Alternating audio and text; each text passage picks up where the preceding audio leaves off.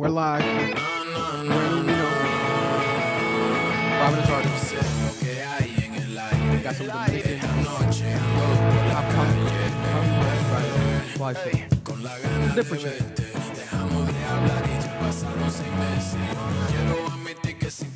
Habladora. Coming soon. Episode 194.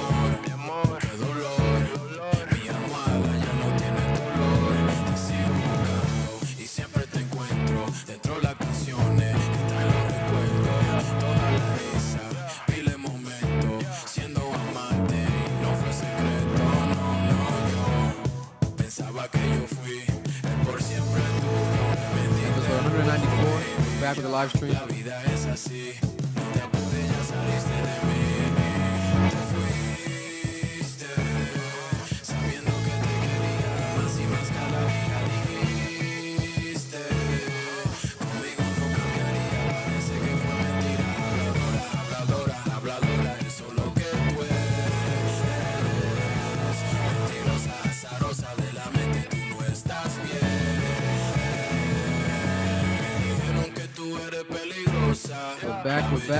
We're back.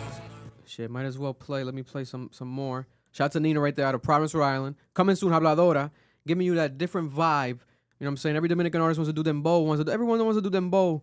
Do some different shit like Nino from Providence, Rhode Island. And we got right here. Hold up. Why can't I find it? Where's it at? Hold up. Wait. Do they own an episode? Whoa, hey. Mm-hmm. That new Swiftie coming soon too. That top 5. Yam Da Vinci. Combs and Kanye podcast, aka Cap. Welcome to the live stream. Shout out to the Cap crew.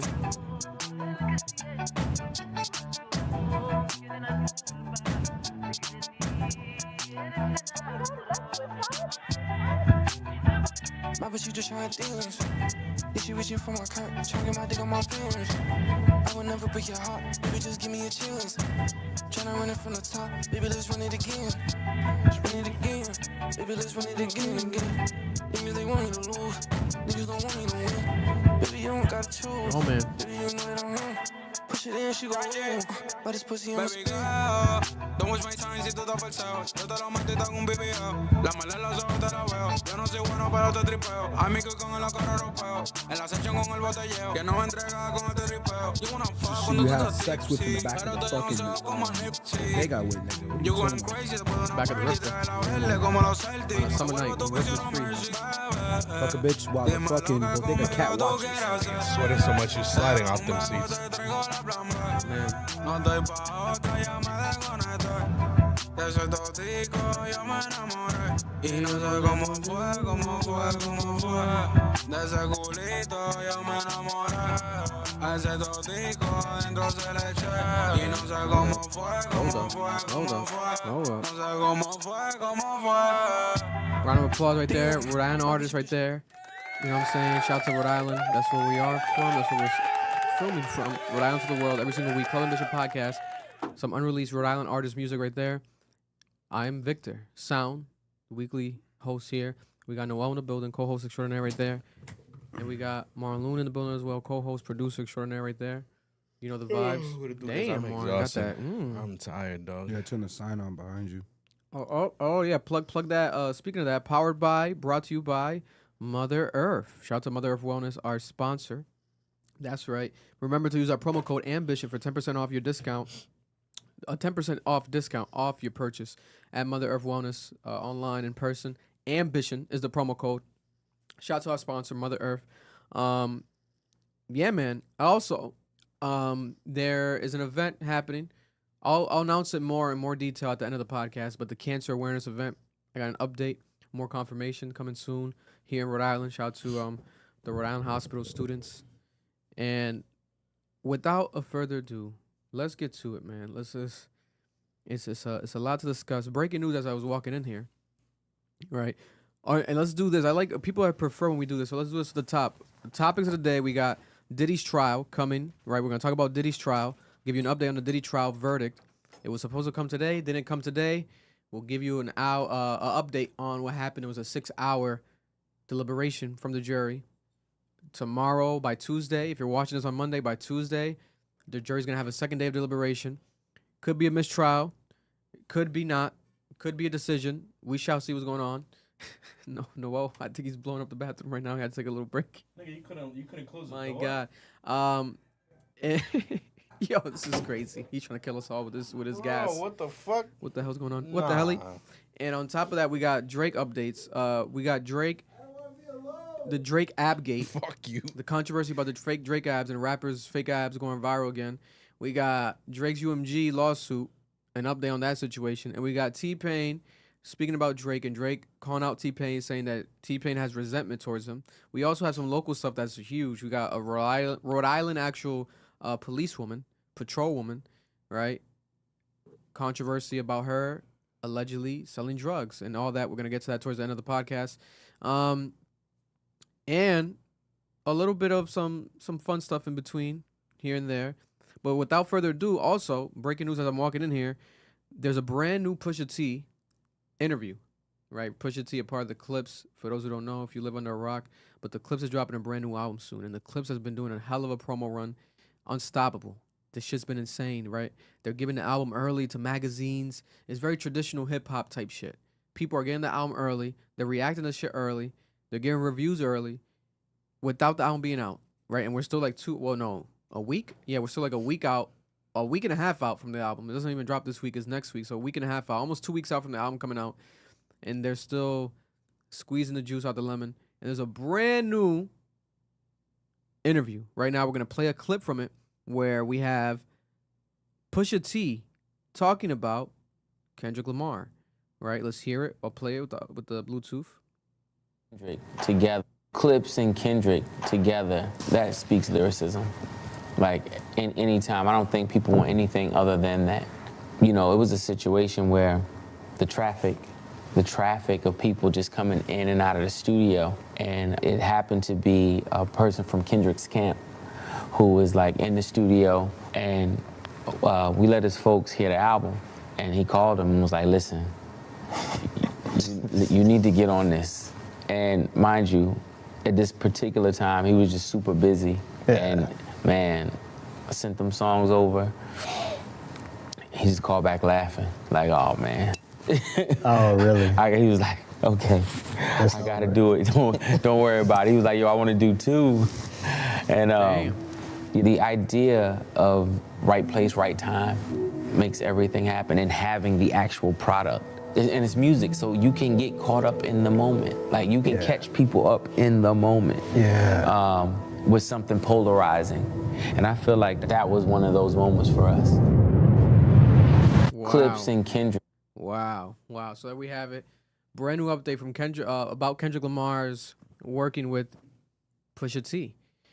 Right, there's a brand new interview. That interview's on Spotify. It's also with Jerry Lorenzo. Jerry Lorenzo, also former Kanye West prodigy, Kanye West student. He comes from that tree, the Donda tree, but obviously Jerry Lorenzo, he's fear of God. Like, he stands on his own as well. He's a icon in the creative space, artistic space. But I'm like, yo, that's crazy, because I'm interested to hear what Pusha T has to say about Kanye with Jerry Lorenzo. I already know that's going to be fucking crazy in the interview this week or whenever it drops fully.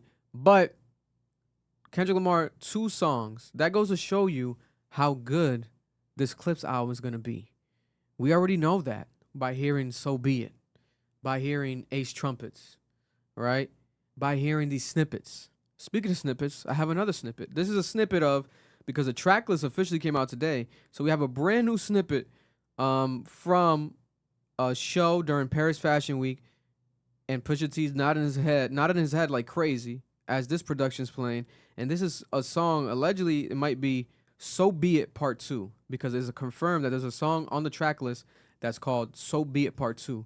So Be It Part 1 is not on the album so far. It is not on the album. But it's on the YouTube video. It's not on streaming yet, but there's a So Be It Part 2. So Be It Part 1 is where he disses Travis Scott.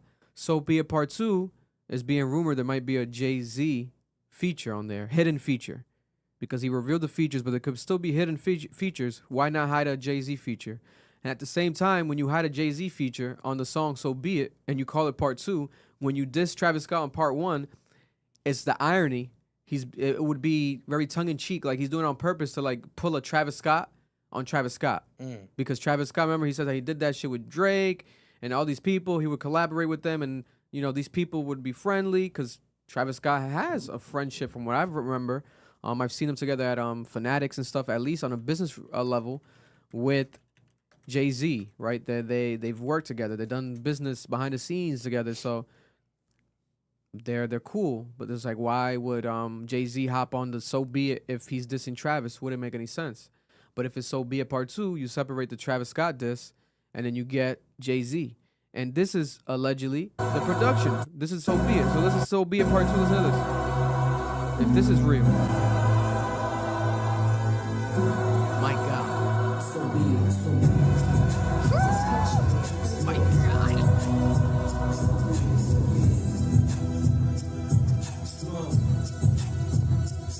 So be it. Bruh. That's it? Bruh. Wow, what a motherfucker. Imagine Jay-Z on that shit talking about some fly fancy shit. That shit would be like Watch the Throne Part 2. And people already have been comparing some of the songs and the sound from the Clips album to like No Church in the Wild, that Watch the Throne song, and that type of aesthetic and music. I think we could get that energy again. I think it's a classic rap album, one of the best rap albums in the past, I would say decade, but I think it's over a decade since Watch the Throne, right? Because I think it was like 2012, damn near. Think so. Hey Siri, when was Watch the Throne, the album release? 2011, yeah. No, yeah, so definitely one of the best rap albums in the past 2 decades, I would say. But that's crazy. So Kendrick Lamar wanted to do 2 songs. So we got the first one, which is, Chains and Whips, Whips and Chains, right? Confirmed. The track list got confirmed today. That's the first one. There's not another Kendrick Lamar feature confirmed yet from the track list that Spotify revealed today.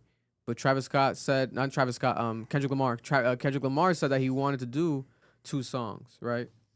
Now, Clips don't need a deluxe, but if they wanted to do a deluxe, by all means, fuck it. Put Kendrick on 2 songs.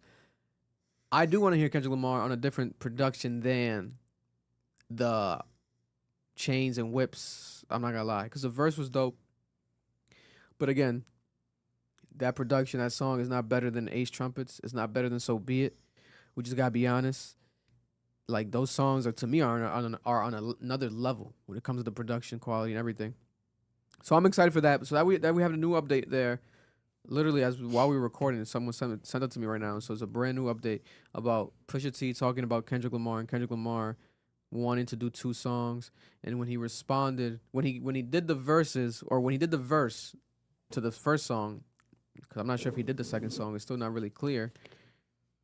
He called Pusha T back laughing, like an evil laugh, like happy, like, oh, I had to get on this. Who? Kendrick Lamar.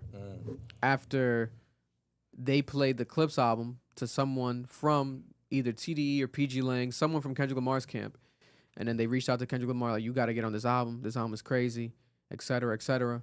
And then that's where we, followed through now the communication, everything that's happened. I think it's gonna be interesting. I can't wait. Something tells me that there is more. Whether the Chains and Whip song is longer, because the way that they cut off the verse at the listening party, something else might be coming. And if we got Kendrick Lamar saying that he wanted to do 2 songs, then come on. He definitely heard some shit that was like, oh shit, what the fuck is happening? So that's an update with that album. In the track list, I will say we got John Legend confirmed on the album. So it's another good music type of reunion a little bit with Pusha T, a little bit.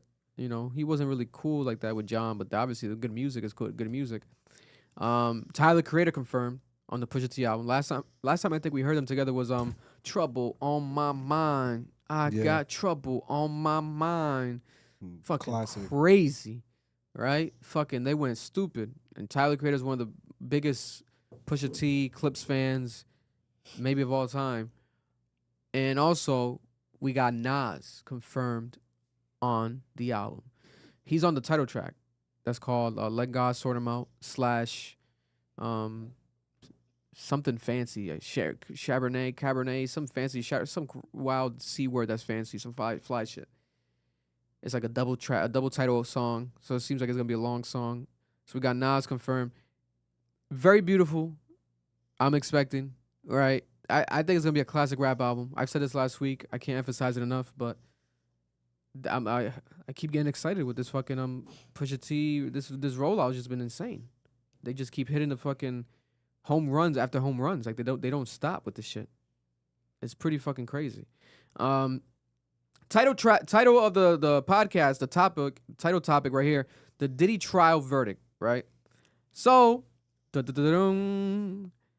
update today has been that there was a deliberation by the jury for about 5.5 hours, and the judge decided to, after there was one juror that had a question, they had a question for one juror, things had to be paused, and the judge has decided to dismiss the trial for today until tomorrow morning, resuming at 9 a.m. in the morning. A decision could come an hour after that. It could come a day after that. A lot of people thought it was gonna be today. It is not today. I'll tell you this much. What's Friday? July 4th? Them niggas is gonna wrap that case up before July 4th. I'll tell you that much. The judge, everyone wants to be on vacation and celebrate their vacation. They do not want to take a break. I do not, you know what I'm saying? Or they want to take a break. They don't want to work on vacation. That's typically how that type of shit works. They're gonna fucking make a decision before then. So at least at minimum, I would say by Thursday, maybe by Wednesday, to be honest, because they might want to start the vacation on Thursday. But I think we're gonna get a decision. Now, it could go either way.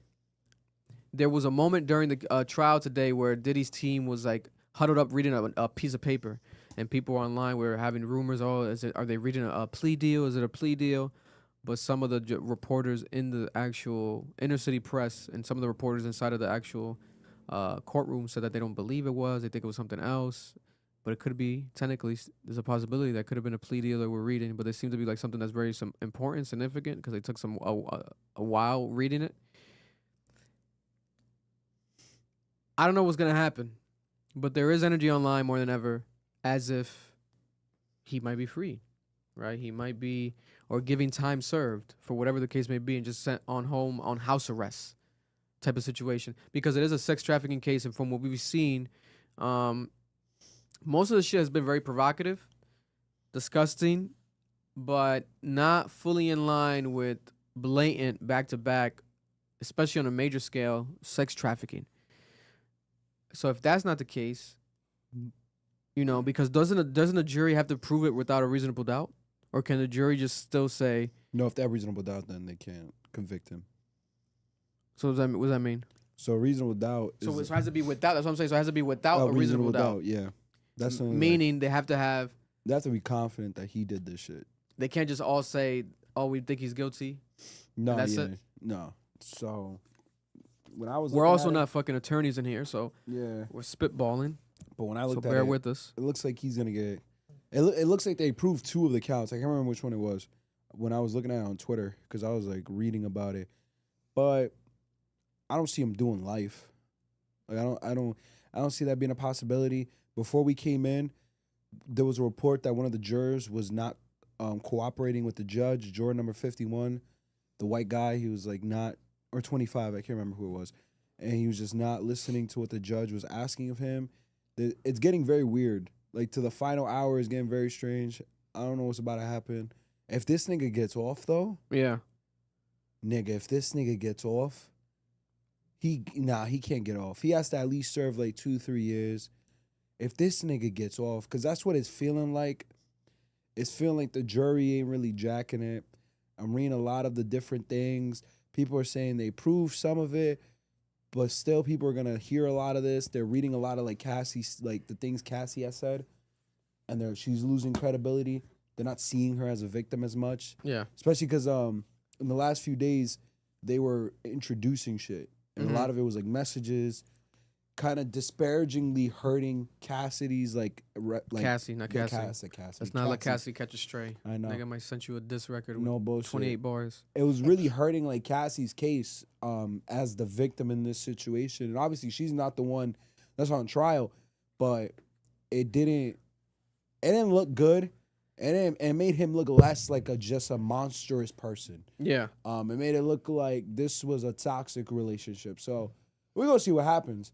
I'm not very confident the nigga's going to jail for more than 5 years. They said here, shortly after the jury began deliberations, a foreperson sent a note to the judge expressing concern that juror number 25 cannot follow your honor's instructions. This is a significant development in the case because the concern is being raised so early in deliberations, according to a jury consultant and attorney not affiliated with the case. According to the note, the foreperson also asked to speak to the judge to have juror number 25 interviewed, which would be the next step in the process. Juror number 25 is a 51-year-old male who works as a scientist and lives in Manhattan with his domestic partner. On June 16th, the judge dismissed juror number 6 over the juror's inconsistent disclosures about where he lives. Wow. Here's the thing. They only need one person to do not guilty. And if I remember correctly, that means it would go into a mistrial. Yeah. Because if they need like everyone has to say not guilty. Guilty. The judge said that he will send the juror a note in response stating, I received your note, or he sent him this, I guess, already. I received your note. I remind every juror of their duty to deliberate and their obligation to follow my instruction on the law. With that instruction in mind, please continue deliberating. Yeah. So this is the issue. What do you think it could be? Is he just nervous? It could be nerves. Like, is he nervous? Did he get paid off? Like, what the fuck is going on with They this only juror? need one person. So in a court of law, 51-year-old. yeah, he might be a Diddy fan. Yo, he might love Diddy, bro. He might love them hits. He might have been in them gay clubs going because he's gay. Oh, because it did say partner, but it didn't say, it would have said wife. So I think partner meant guy. Twitter been jacking he's gay. Twitter been saying it's a Hispanic man. It might be gay guy. And that is gay, which is not an issue. And honestly, if there's anyone on the jury who would hear these freak off conversations and not have an issue with it, would be a gay man who just understands you're being freaky. A freaky gay man. A freaky gay man. Well, most gay people are freaky. It just comes with the territory. God bless. But this is what I'm trying to tell you. How you know that? I'm not. I've heard. I'm not in that environment. I don't know why I paused there. My brain said allegedly. My mouth said it. Don't ever say that. You look crazy. This is my thing. They only need one. In a court of law, your job is to get one. As a lawyer, your job is to create doubt in one person's mind. If he says not guilty, it'll be left as a hung jury, and they would have to either retry, which they're probably not gonna do. That's a lot of fucking work. That's mad money in the state. So what happens? What happens if it's a mistrial? Technically, obviously, Diddy gets off. Let's say Diddy gets off. There's no Diddy case. Diddy can't be held in jail no more, in prison. Diddy's freed. What happens after? What are the reactions going to be? Are there going to be people in the streets cheering, celebrating? Is it going to be taboo to do a Diddy interview? Can Charlamagne sit down with Diddy? Like, who is going to do the Diddy interview after if he's free? No, he wouldn't do an interview. Like, what is going to be the Diddy rebrand? Like how I said, I think the only rebrands possible are two. You either dive deep into this freaky path, you do porn, you become a director, or you dive deep into the God, love, I'm sorry, give me sympathy. I found God now. Be a pastor. Either Pastor Diddy Hell no. or dicking on camera Diddy. So I'm gonna tell you. I think that's the only two routes, because going back to normal Diddy, so Rock is done. He's not gonna get any brand deals. Nobody's gonna work with this man. Anything he does has to be independent. Who makes a lot of money independently? The churches, the pastors, also the OnlyFans creators, these people that do this type of stuff. Diddy could do that. I wouldn't. There's nothing else he's gonna do. No, he can't though, because he can still be tried. So if you get a mistrial, So he has to wait after? no, you can be tried whenever again. So with a mistrial, it's not double jeopardy because there wasn't no verdict. If there was a verdict, then it's double jeopardy. So with a verdict, that means Sounds like a game show. this nigga's hilarious. So with double jeopardy means that if I get a not guilty verdict, Yeah. you can't retry me. because the verdict has already been given. Yeah. With a mistrial, there is no verdict. So that means the prosecution has the right to charge you 10 years down the line if it's still possible to charge you. So if I'm Diddy, I'm never touching another person again, nigga. Because anyone can come forward and the trial's back on and you're back in that court case. So he'd have to live his life on the edge forever. What do you think of people's reactions going to be? Like, what are people's reactions going to be? Are people going to be shocked? Are people going to be like, oh, are people going to scrutinize Cassie? Like, what is, you know what I'm saying? Like, what's going to be gender wars are back. The state of online? Are people going to shit on Cassie? I fear for Cassie as far as, like, that idea where people are going to weaponize that. Like, oh, my God, you know, look at all this, everything that she did. She was complicit fully. They're going to dismiss any level of trauma. They're going to dismiss any level of him being a superior authority figure. No sense of like having what's it called when people have like that abusive, controlling energy. You better close. Like that shit. what is? Why would that? You know what I'm saying? I think that's gonna be the case. And on top of that, what happens if Diddy serves time?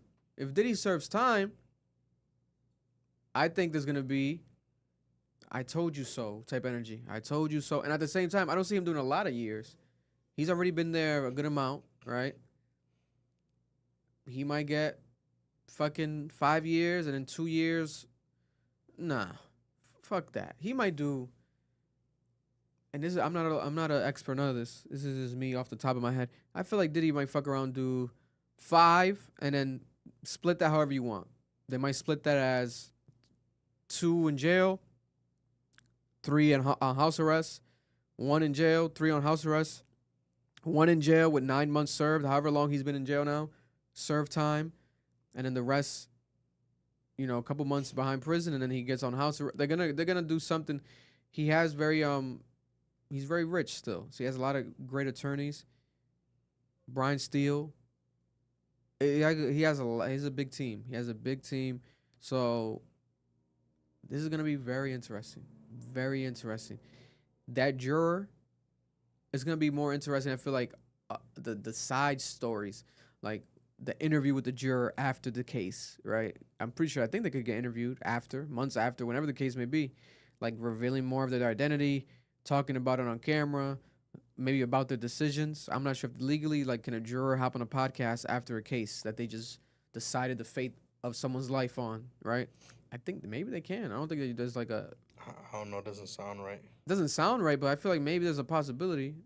But I feel like I would have known, like, oh, this is a famous juror from this case. Like, we never seen like a major podcast interview or someone like a juror being interviewed.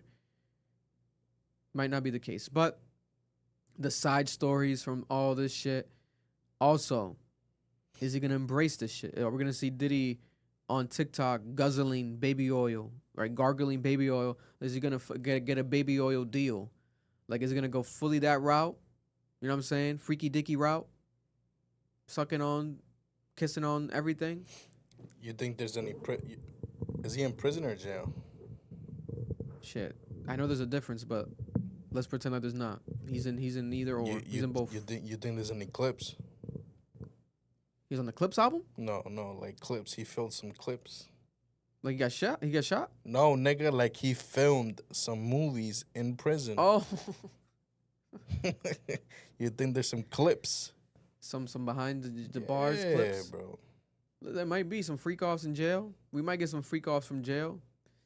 Listen, if we get Diddy freak off tapes might from be jail, a new category. Oh my God, some homemade. He might have just made a new category. Tapes. Jesus Christ, and not for nothing. Just like R. Kelly, not to say he's as bad as R. Kelly, but just like R. Kelly, anyone that gets put in these type of situations where they get highlighted and they, you know, for their criminal activity, there are people that idolize this and idolize these people even more. So we're gonna see the same way we see even to this day. There's women crying on the phone because R. Kelly's calling them from jail and singing happy birthday to them. There's going to be that same type of fandom for Diddy. The same way there's people outside of court right now with free Diddy shirts. Get Diddy out of here. The same way we got Kanye West dropping a whole album this weekend with Diddy's son. Produced a whole album for Diddy's son. Right? And we're going to play a song off there later because the song's horrible. Christ. The music's horrible. It shows you, like, there's still going to be people that rally for this man to that type of level where they monetize it, they make content about it, like they, you know what I'm saying, like they champion him. It's sad. It's sad because you would think that with the Cassie shit alone, you can tell that the man's a monster. With that alone, because that's all we've seen. Aside from the shit we haven't seen, like, I would think it would make sense for Diddy to sit down for a while. Not even even if it's not prison, even if he's fucking freed, it's like completely, not even for a while. Like, I'm talking about a decade, damn more. Like, you know what I'm saying? Like, it's ridiculous. It's really sick, the shit that he's done that we just know of so far, confirmed. So, that's the Diddy trial update. The verdict, I thought I was going to get a verdict today. That juror seemed to have fucked things up. Juror number 25, 51-year-old man. We shall see, because that's the case right now. Tomorrow might be another juror. Juror number 12, this and that. Like, damn, like every day is another juror doing some other shit. Are people getting nervous? They know that this is a major case. Are they scared about their identity being revealed after? Right? Because this man has been allegedly vengeful. He blows up cars, all this shit allegedly, right? If I'm a jury, on the jury, I want to put this man behind bars, I might be fearful of my life. Especially if you see him face to face, you might be like, damn, this motherfucker really might kill me. Like, he might do something to my family. If it's not now, maybe 10 years from now, poisons your little cousin at the park. 10 years from now, your little cousin gets like an allergy reaction to some poison on a plant. Might have been Diddy's henchman in the corner throwing some little flowers on the nigga's head. Like, we don't know. It could be some random shit. Do they hide their information? Like, all he has is their appearance. They don't hide it like that, because the thing is, like, we know the guy's age and shit today. And I'm pretty sure if there was a camera in the courtroom, we would see the jury. Because remember, they put the camera on the jury. You could see the jury on the side. No, I know. But that's so what I think I'm they don't saying. hide their identity. I think they don't hide it. How? So what protection do they get? They don't get really protection. I don't think they really get protection. Man, fuck that. They said motherfuckers. Diddy's not up, Mojo bro. Jojo, but that's what we know. Nigga might be Mojo Jojo. He might be. He might be Mojo Jojo. He might be like a villain, like the Powerpuff Girl villain. Like, he might be. You know what I'm saying? He might not fuck around. We know this man might be Mojo Jojo. So if he's Mojo Jojo, people gotta prepare. Be like, yo, I might have to take a break, or I might send me home. Fuck it, a mistrial.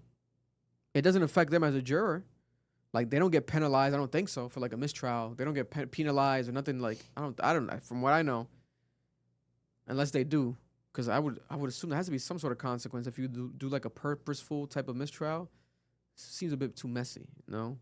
And at that point, it feels obviously apparently bought off type of energy. But again, we're not legal experts here. We're just talking shit. So leave a comment down below. Share your opinion about the Diddy trial, Diddy verdict update, because that shit is fucking crazy. We have here multiple Drake stories. Let's get to the first one here today. We got the shit. Where could we start? Let's start with UMG. Let's start with the Drake UMG situation. Right? So, today, Drake and UMG lawsuit update. Brand new. So the UMG lawyers are today in the courtroom. They were in court today explaining Kendrick Lamar's certified pedophile lyrics, right?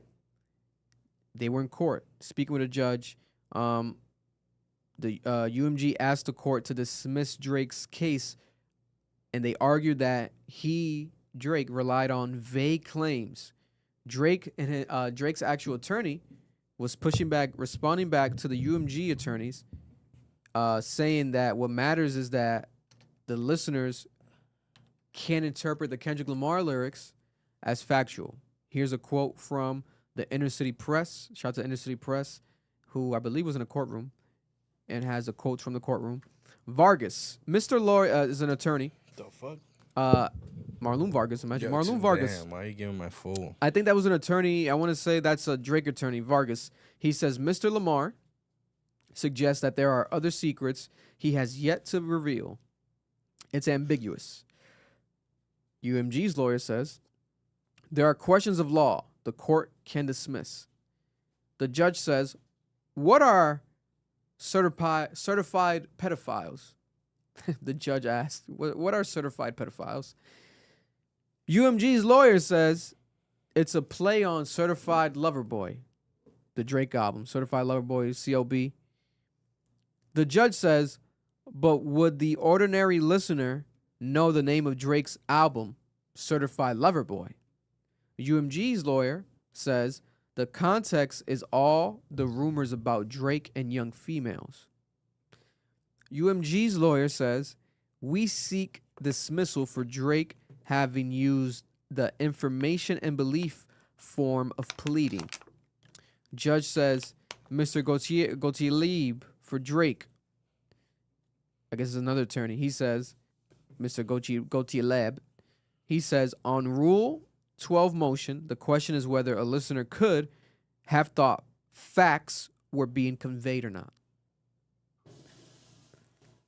So I believe this is basically like a preliminary or like a pre-trial type of situation where like they're talking to each other in court, but it's not like trial yet, not a full-blown trial, nothing of that nature.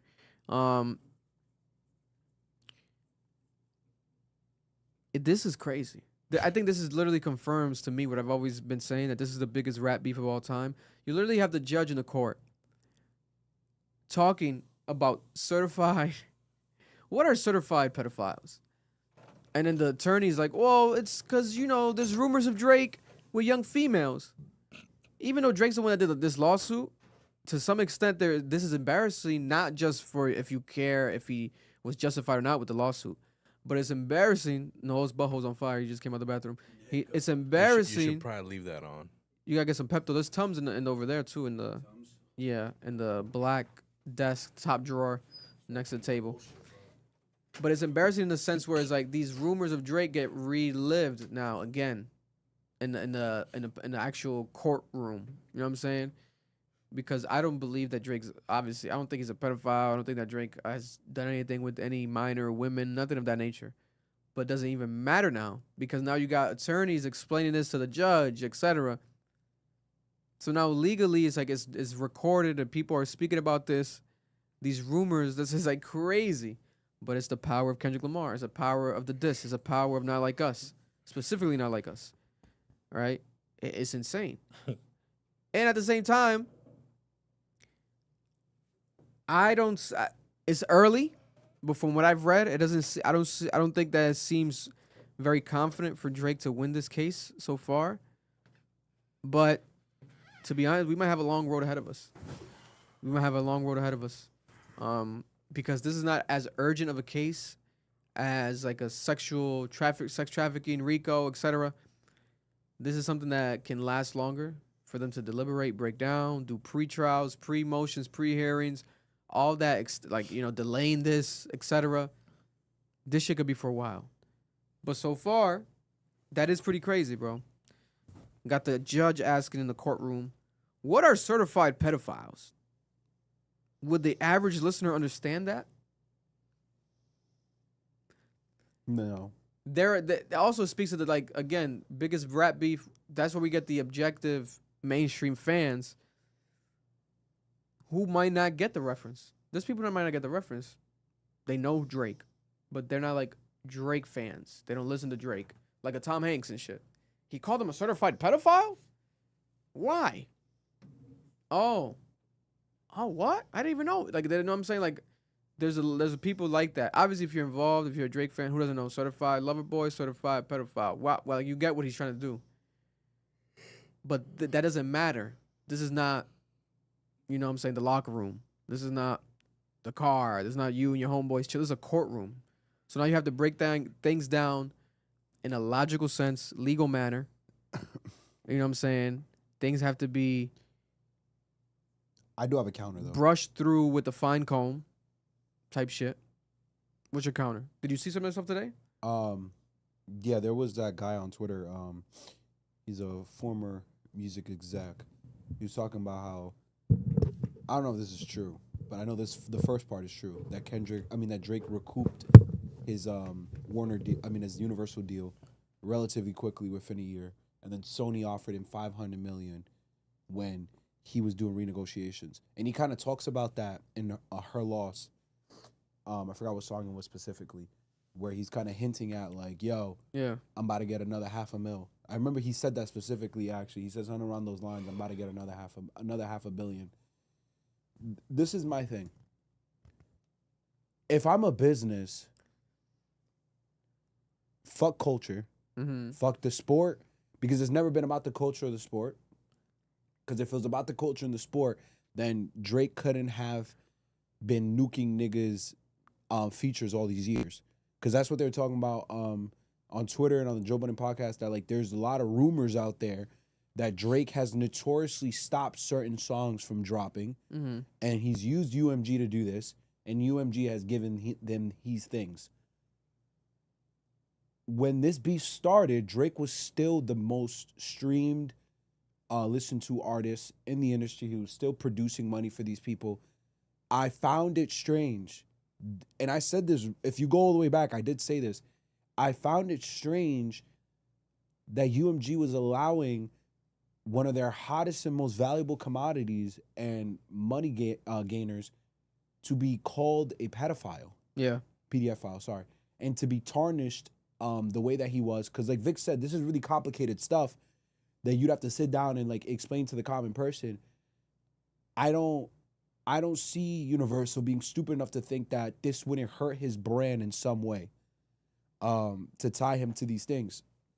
And also hurt his brand in the rap community. So it kind of makes me feel like you were good with losing him, or you were good with his brand devaluing. So I think something's going on we know nothing about. And I think him popping his shit on her loss pissed these niggas off, and popping his shit on For All the Dogs pissed off Lucien Grange in the industry. And I could definitely see a scenario where niggas said, we're going to humble you real quick. Because as shareholders of a company, Vic, I don't see a world where shareholders would be okay with the nigga who's helping keep my lights on be called a PDF file. Because like you said, these niggas don't know hip-hop. They don't know rap. These are white niggas who are investing money into a multi-billion-dollar company. Imagine you go on New York Times and you see your biggest asset in your company being called a PDF file in the biggest stage in America in the Super Bowl. How does that not worry you as an investor? My thing is this, right? Also, one of the biggest questions I ask myself when it comes to the Drake and UMG lawsuit is the fact that what happens if Drake loses this? Like completely loses the case, UMG wins it fully. There's people already scrutinizing Drake for even doing this lawsuit. On top of that, you lose the lawsuit? Like, isn't he just gonna look the worst he's ever looked? Like, how can you come back from that? Oh no, you look crazy. Like, you know, like how. So my thing is like I'm assuming he's confident enough where he knows there's something. He's gonna win. Not even just something where he thinks like how Marlon says he knows he's gonna win it. Yeah. Because why do this if you just lose? He can't back out either. He can't be like, oh, I backed out, like fuck it now. Because it looks even you worse. can't not care now, It looks nigga. even worse. You're No, gonna you look crazy. Like, you look crazy. That is gonna affect his career forever. No, it destroys his reputation forever. But this is my point, Vic. Like, I have to ask you guys, why would Universal allow it to go this far? He's still under you. He's still keeping your lights on partially because you have Taylor Swift and you have Kendrick through PG Lang distribution contract.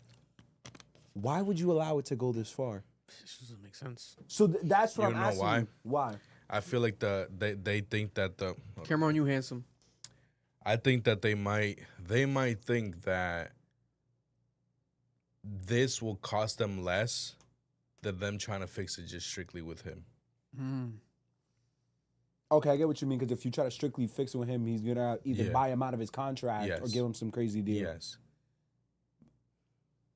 The chat said this, that they saw an opportunity for two juggernauts to go at it. You just make profit off of them.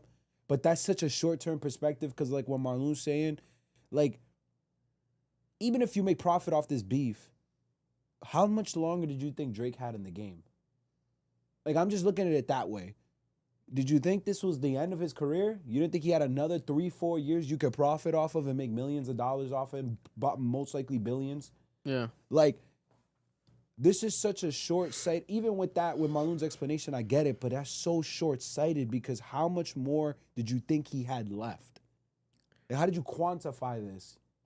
And whether people want to accept it or not, I feel like niggas is delusional. It might have just been a huge fucking just slip up too, bro.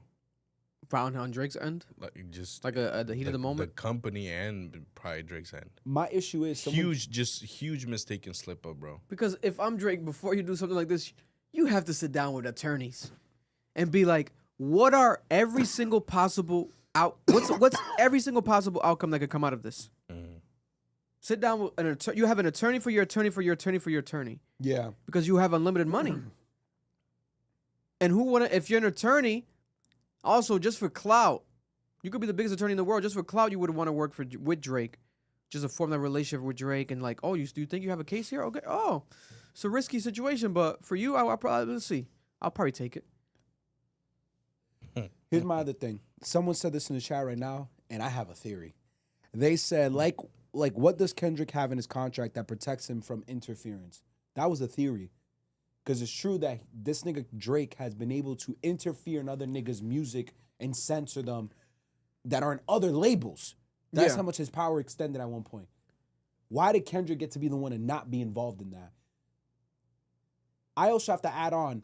To not be able to do that? Yeah, to not be able to censor his bars. To not be able to censor his drops, especially during a beef. This is my other question. Nigga, Kendrick's not Drake. I'm sorry. No, but here's my thing. No, I mean, why was Drake unable to censor Kendrick too? He's able to censor everyone else, niggas that are signed to Sony. Okay. But he wasn't able to censor Kendrick Lamar. Probably because Kendrick's Kendrick. He's the biggest, maybe, that he tried to censor. And that's aside why from that was French Montana.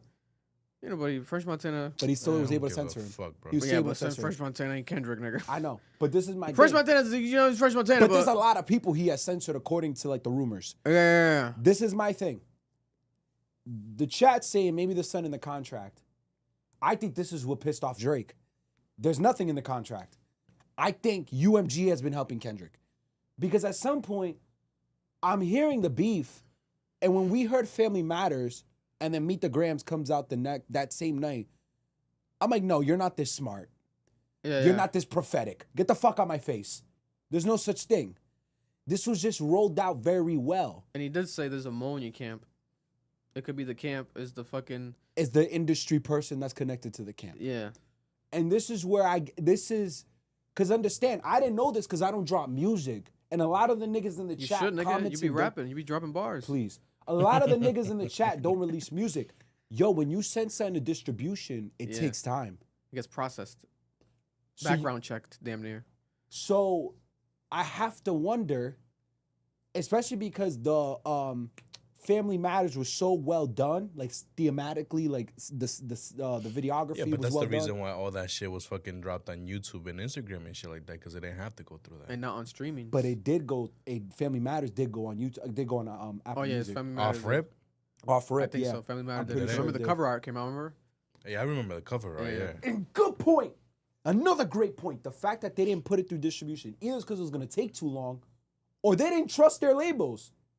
They knew something we didn't know. Bro, there's a lot that happened here that I'm looking back, and I'm like, how did you know this? Why did you decide to drop on social media? Why did you decide to drop on IG and YouTube unless you knew someone on the label would hear that song? Why did Drake do some shady-ass drop for the first diss he did, but never put it on distributed, wait a whole fucking day? He didn't even do the AI thing through distribution. He puts it on IG. It makes you think, was there label beef going on in the background that we know nothing about, we weren't involved in? And if that's the case, if I'm Drake, why would I involve myself in a beef I know I can't control like I have in the past? Yeah. This is where I'm confused. None of this made sense when you start to really think about it. Because if you're Drake and you know, yo, the label's no longer here for me. They seem to be picking the middle because they want this beef to see itself out because they want to profit off of it. Why would you continue if you know you don't have the same weapons? And then why would you bitch about it and take them to court for it after the fact? Like, that's where I'm confused. He either didn't know this was going to happen, or he knew it was going on and he didn't like the outcome, so now he's suing. Yeah. And let me see what the chat's saying. Dun-dun-dun-dun. It's a sticky situation. You know how sticky it gets. This is my thing. Vic, do you think it's a possibility the label was working like super double agent and giving them both information? It's very possible. I feel like maybe not in the beginning. I feel like this shit was completely out of the blue, and obviously, you know, corporation and shit like that, money signs popped in their fucking eyes, and they're like, oh shit. And then they started probably doing that shit, feeding info and shit. Yeah, But even then, my nigga, let's keep it a buck, right? You work for whoever the fuck you work for. You gonna tell me? Well, then again, fucking, there was always rumors and shit that he was mad close with the fucking main guy, right? Yeah. So, all right. So what I was gonna say is probably just go straight out the fucking window, because maybe he does know a lot about Drake. Me and Lucian. You know what I'm saying? Me and But Lucian. You would think that, you know, Like Kobe and Shaquille. they wouldn't have that type of information. You just keep it strictly business. You know what I'm saying? Yeah. That's my point too. Man, this shit's confusing, bro. I don't know. This shit is so confusing me also because it's what Vic just said, Kobe and Shaquille. Yeah. You had a very confident relationship with this person that fell apart within a few months. Yeah. And you've been popping your shit about how you run shit and you and him are close. Something happened that he just can't tell us. And that Kendrick is aware of too. And I want to believe that it's that. UMG saw, I think UMG saw the beef. It was like, yo, we about to make a fucking killing off these two niggas. Let's have them beef. Yeah. The thing is, does that matter in a court of law and can you prove it? And here's my other thing. If in fact he does win this, if I'm the industry, I'm suing Drake and UMG. For every bar they censored, that was if I was an artist. If I'm Pusha T, I'm suing Drake. You mad that they didn't censor Pusha T Kendrick? not gonna I'm do it, mad though. that you. I know, but he should. Pusha T not gonna do it. French Montan's not gonna do it. But you should. He censored you. You're mad, and he's mad that they collaborated against him. What have they been doing this whole time? I love McConan. Should sue. These niggas ain't gonna sue Drake.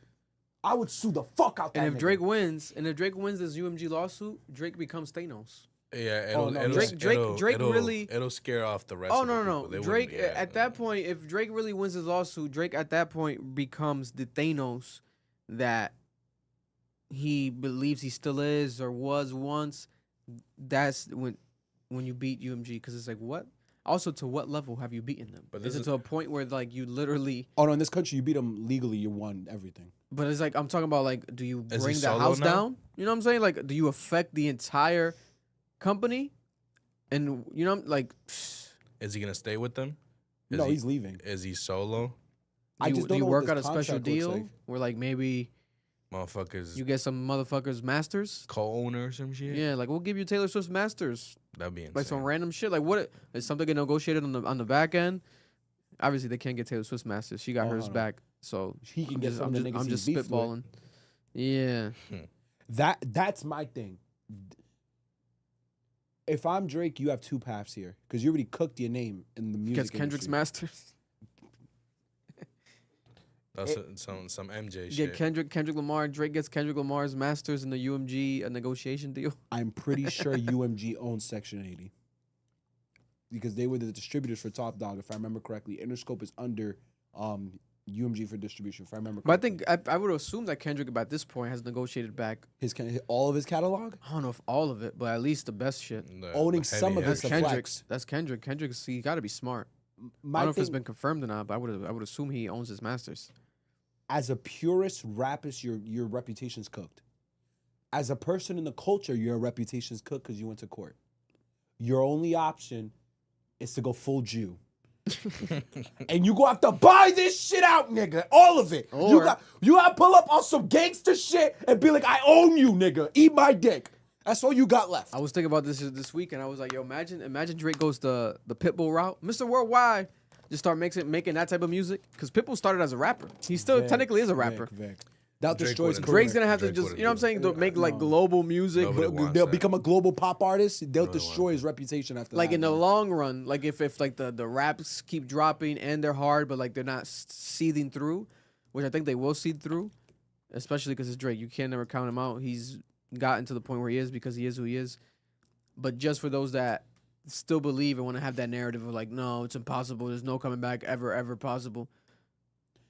Success route is like, oh, still having hit records on some like Pitbull level type of sound and that type of music. It's still doable. I'm with T-Pain. You know what I'm saying? Like, and he can kind of get accepted in that world way more than like a Kendrick, etc. No, not kind of. He can. And on top of that, we have rappers who do that. Like Waka Flocka does like EDM type of house music and shit. Be all these EDM parties. He has hit records like that. And like I said, Pitbull started off as like a lyrical rapper, and like he's become who's become, Mr. Worldwide. But that's obviously just like a fun thought. I don't think that's necessary or gonna happen. But I think he should end his music career in a similar way Jay-Z did. I think we're there now. And I think if he takes on the exec role, he needs a Rock Nation. Build a Rock Nation. He needs a Rock Nation. Because niggas in the chat saying, I don't think he has the money to buy niggas masters. Stop talking. Yes, he does. Yo, yes, he does. Yeah, that nigga's rich as hell. He's a billionaire, guys. I think Yo, you guys don't billionaire. understand how rich Drake is. I think you guys don't understand how Drake is Jewish from birth. Even if he didn't come from money, Vic. Drake has Jewish family who have historically been business savvy. So I'm pretty sure he has some uncles and stuff that would tell, "Hey Drake, what's up, nephew? Oh, you want to invest in this company? I do, blah, blah, blah." Like, you know what I'm saying? If I had to bet, I would assume that by now Drake's had done smart investments with his family from his mom's side, the Jewish side. Bro. You know what I'm saying? Like, not only that, you gonna tell me he didn't displace money towards his parents, his child? Yeah. You know what I'm saying? Come on, bro. No, there's money everywhere. There's money everywhere. There's That's just money one everywhere, lane bro. of 100 lanes. Yeah, come on, but I'm pretty sure he has like he has to have money in a very well established Jewish family type of thing that he's from that end alone, from the stereotypical end, right? And let's erase that. He's still up. But let's say, like, you know what I'm saying, as a safety net, I'm pretty sure he has something like that locked in.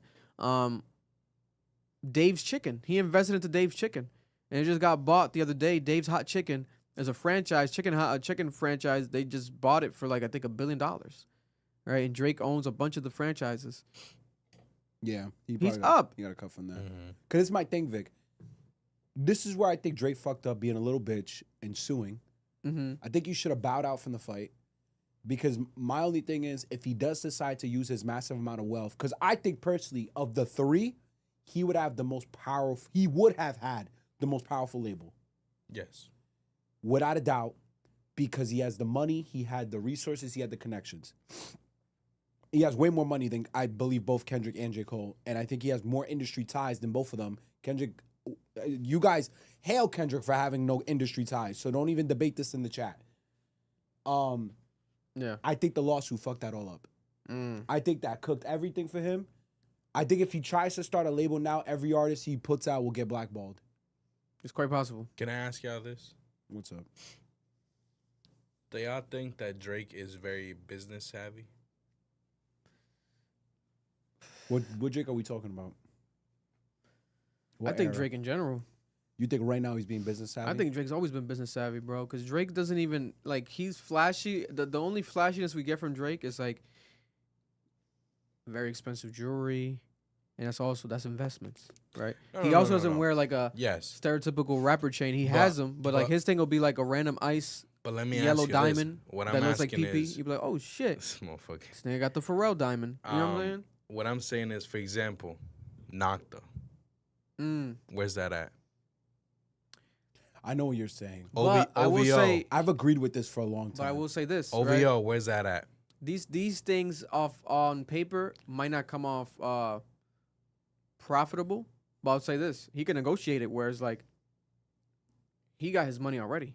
No. You know what I'm sure. saying? For sure. That for sure. sells out for or sure. not, he gets his money already. Of And course. on top of that, these companies don't need the product necessarily to even sell out for them to make their money back. If we're talking about a Drake, I get because Nike, without Nocta selling out, they'll still benefit from the fact, like, oh, we have Drake over here. Yeah. That alone for them earns them the value of the entire Nocta line selling out. Because there's brand equity. Then it's like, oh, these other people would want to work with him. Oh, we got Drake. We got, you know what I'm saying? They added to that roster. That's now. And Remember, people were shitting on the first Nocta drop. They still shit on the new ones, but it keeps coming out. So it's like they would have cut that deal. So you're having two different debates. You worded a little bit wrong. What you're saying is he has good like negotiation powers. Hell yeah. He knows how to leverage his brand. You're saying the nigga sucks as a creative. Yeah. And I think he's right. I think you're both right. I think the issue is this whole recent lawsuit tanked his brand a little bit. You know, and I don't think the nigga makes good clothes. I don't think he makes good clothes. I don't think he finds good artists to like sign on. I think this nigga sucks at cultivating creativity and like creative people. The thing that throws me off is that his brands or whatever always get quote unquote, they're not his no more. Yeah, yeah. OVO, he has nothing to do with it. Yeah. And I think the Ying beef stemmed from that too. The you know, OVO label and shit like that. All that never had anything to do with him. You know what I'm saying? We still haven't seen like a video of him in an interview talking about OVO, talking about like it's his company, it's his brand. We still haven't seen an interview of him talking about Nocta. Like, oh, Nocta's my brand, it's my passion, this and that. I'm doing. Never till this day. Is it on purpose? I would have to be on purpose at this point because I don't understand the idea behind it. Like, why wouldn't you want to be, you know, fully attached? Self-awareness. I don't, for me personally, and I know I'm not the flyest thing in the world, I don't find Drake to be fly. I don't see him pushing clothing and culture in that way. I don't see him cultivating artists. Keep it a buck. Idris is terrible. Yeah, no, a lot of this shit is ass. And I think that's where a lot of the Kanye beef stem from. I think his Nocta pieces be fire. Nah, they be some ass, bro. His Nocta pieces be fire. I'm gonna I no ain't gonna one hold rocks you. it, I'll though. tell you this. It don't move culture. Everyone wears Nocta. I mean, not Nocta. My bad. I just said Nocta. No. His chrome heart pieces, the custom chrome hearts he gets. Okay. The custom chrome hearts. That's what I was gonna say. Chrome hearts. The one from that video, bro. Hard. To be honest, for all we know, nigga, Drake might have. I would not be shocked. I'm not gonna lie to you if Drake has equity in Chrome Hearts. Is an investor in Chrome Hearts. But again, I'm telling you that right now. We're just talking about money. I'm talking about creative input. I don't think he has creative input. Oh no, in the entire brand, no, impossible. I don't even think he has any. But he did have a collab, right? Didn't he have like a Nocta Drake collab one time? Some pieces dropped. I think so. Oh, I could have sworn. Nocta Drake. Not Drake. I keep saying Nocta. You're talking about Chrome Hearts. Chrome Hearts. Drake. Chrome Hearts and Drake. I could have sworn it was a Drake Chrome Hearts collab that dropped. I don't know. Some pieces or some shit. That shit might have been unobtainable. But niggas to this day wear that shit like crazy. Playboy Cardi wears the Chrome Heart pieces like crazy. So it's like, in that world, yes. But if you separate from that, I mean, I'm not gonna lie. We gotta be honest here. Drake made Stone Island extremely popular in America. Yes. When Drake was wearing Stone Island around that time. I remember that. So we can, More Life, that whole era, that UK. But he was wearing the UK clothes. No. But yeah. But he made that shit hot here. The thing is, he's the person. Like he can upbring. You're talking about brand. He can upbring We're talking about he looked good in that shit. He looked good in the Stone Island. Creative. That's some of the best fits he had. Probably was the Stone Island pieces in the Stone Island era. Looking cozy. I'm still going back to creative input. Creative input. How much of this is him versus someone is doing it for him? I mean, because his shit is he's not passionate about it. Like he's probably not like Travis Scott. Do we think that? Or like I'm want to go to school for fashion, like Travis Scott be saying and all this shit. Like Travis Scott's a style nigga. Like you know what I'm saying? A$AP Rocky. He's not that. You know. I don't want him to be that either. It's like. But maybe he does. Like I've always felt. I don't think he with does. him. I don't think he does. I think he just does shit for the check. How did we get here again? We're talking about his business abilities. I forgot what the fuck we're talking about. We're talking about his business abilities, and you basically said that his businesses don't shoot off. Vic saying, well, he always makes money because he's leveraging his brand. Yeah. I would have loved to see the Adidas line, but the Pusha T foiled that shit. No, I would like to see that. That probably would have been the most personal pieces because it's about his son. The added on line, like it would probably been fire. Because my thing at the end of the day, business is more than just leveraging your brand. Like I feel like that's where he stops every time. Yeah, you never see it. That's what Marloon's getting at. Is like you don't see him promoting OVO in a creative way, promoting those artists. You don't see it with his clothing. Even with the Adidas line drop, there wasn't. They said it was gonna come out soon before that thing dropped, and we barely heard anything. Yeah, that was random. Like we knew it was coming, but we didn't know much about it. The only reason we knew about it is because fucking Pusha T said Pusha something. dropped that shit. Yeah, no, but it was already out that it was coming. No one really cared. Well, speaking of Drake, continuing the Drake conversations, there's two more Drake topics. We got the Drake and T-Pain beef, right? Might be a one-sided beef. We don't know what the fuck is going on, but we know that Drake called out T-Pain. He said that T-Pain resents him. He says, quote unquote, "Guy always had resentment for me. You hear it every time he speaks on my name." This is Drake talking about T-Pain in reaction to a brand new T-Pain interview. Bless you. On the Crash Dummies podcast. Shout out to the Crash Dummies podcast. Great podcast. They had T-Pain on. They don't even ever have guests on the podcast, but T-Pain's a fan of the podcast. They had him on as special guest. I think it was during one of his concert shows on the stage before it started or after it started, after it ended. T-Pain spoke about Drake during this. He was talking about retirement and the concept of retirement. And then he went and mentioned one thing I learned from Drake, and the one thing he hasn't followed, his own words. Drake said, "I want to be one of the people that gracefully bow out and not get kicked out." Drake said this was a quote of his during the Lil Yachty interview, and Lil Yachty interviewed Drake, I think like about 2 years ago now on the beach. Good interview. Drake was talking about retirement though. You've been talking about it for years in the T-Pain music. is alluding to, and he says it in an interview where he says that Drake keeps dropping music. He keeps dropping music and keeps trying to like get a hit, basically, or keeps trying to, oh, I'm still here. I'm still doing this. I'm still doing this. That's currently has been happening after the beef. And he says that Drake hasn't taken his own advice. I disagree with T-Pain completely. You do? I think T-Pain is an idiot here. Why? For two reasons. One reason is this. He's quoting Drake talking about retirement. Drake was never talking about if I ever fucking he's talking about rappers, old rappers who when they get kicked out, it's not because they lost like a rap beef, etc. They get kicked out because it's like, oh, your time is up. Like we don't want to hear another, you know what I'm saying? Like currently what's happening with Lil Wayne. He might be getting kicked out right now.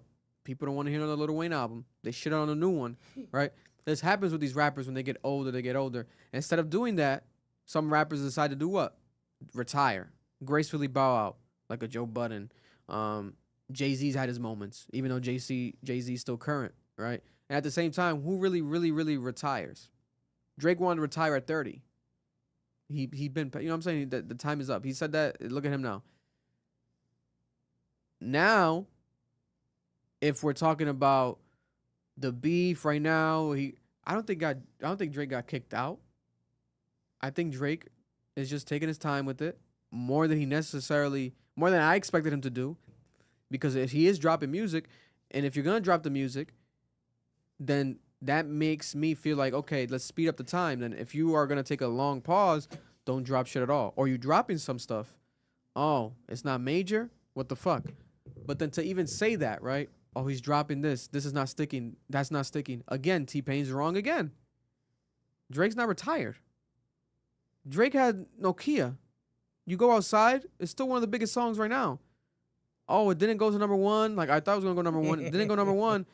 But facts are facts. You go outside, it's one of the hottest songs. Like, it's one of the hottest songs this year. Mm-hmm. It's a hit record after the beef. Now, to ignore that fully is ridiculous. So, I know somebody loves, like the Party Next Door song and Drake, they playing that shit everywhere. We're going to ignore that? So, Pusha T, T-Pain, I kind of understand what Drake's saying. Like, the resentment. It feels like resentment. Because for him to say that comes off inaccurate. Like, Drake's not currently kicked out. Drake, like, that's not what's happening here. I think he's just making fucked up decisions. He keeps fucking up these decisions. But let's not act like he's dropping songs with the intention of them being a hit. That's not the case. Nokia was not dropped as a single for the album. Nokia became popular after the album came out. And he was like, okay, I'll make it a single, I'll do a video to it. Because people knew, first listen, oh, this is a hit this is a hit. What the fuck is this crazy? That's a collaborated album, an R&B album with Party Next Door. He's not releasing songs yet for the intention. Even the fucking the leaked shit from what that shit was called. Those songs that were on his Finsta that he dropped on his website. Even those records, he wasn't fully pushing them. Like, oh, this is the one to get out of here. Those songs didn't even have cover arts. They weren't even on DSPs for a while. Like, he hasn't fully put his energy towards what it seems like he's doing with Iceman, this solo album that's coming, and we might get singles and videos, all that shit with that, right?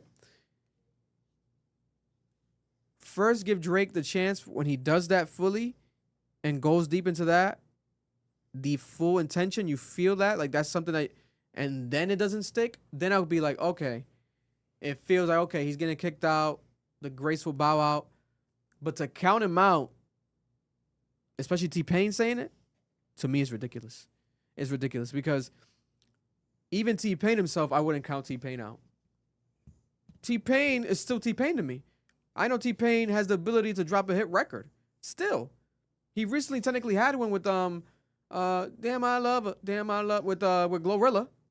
And then before that, he had one with Tory Lanez. You still feel this way even though your Nokia take was wrong? It was wrong, but what didn't it go number 2? No. Where did it go? Number 3? I think 3 was the highest. That's still huge. Niggas gonna act like that's not still number 3?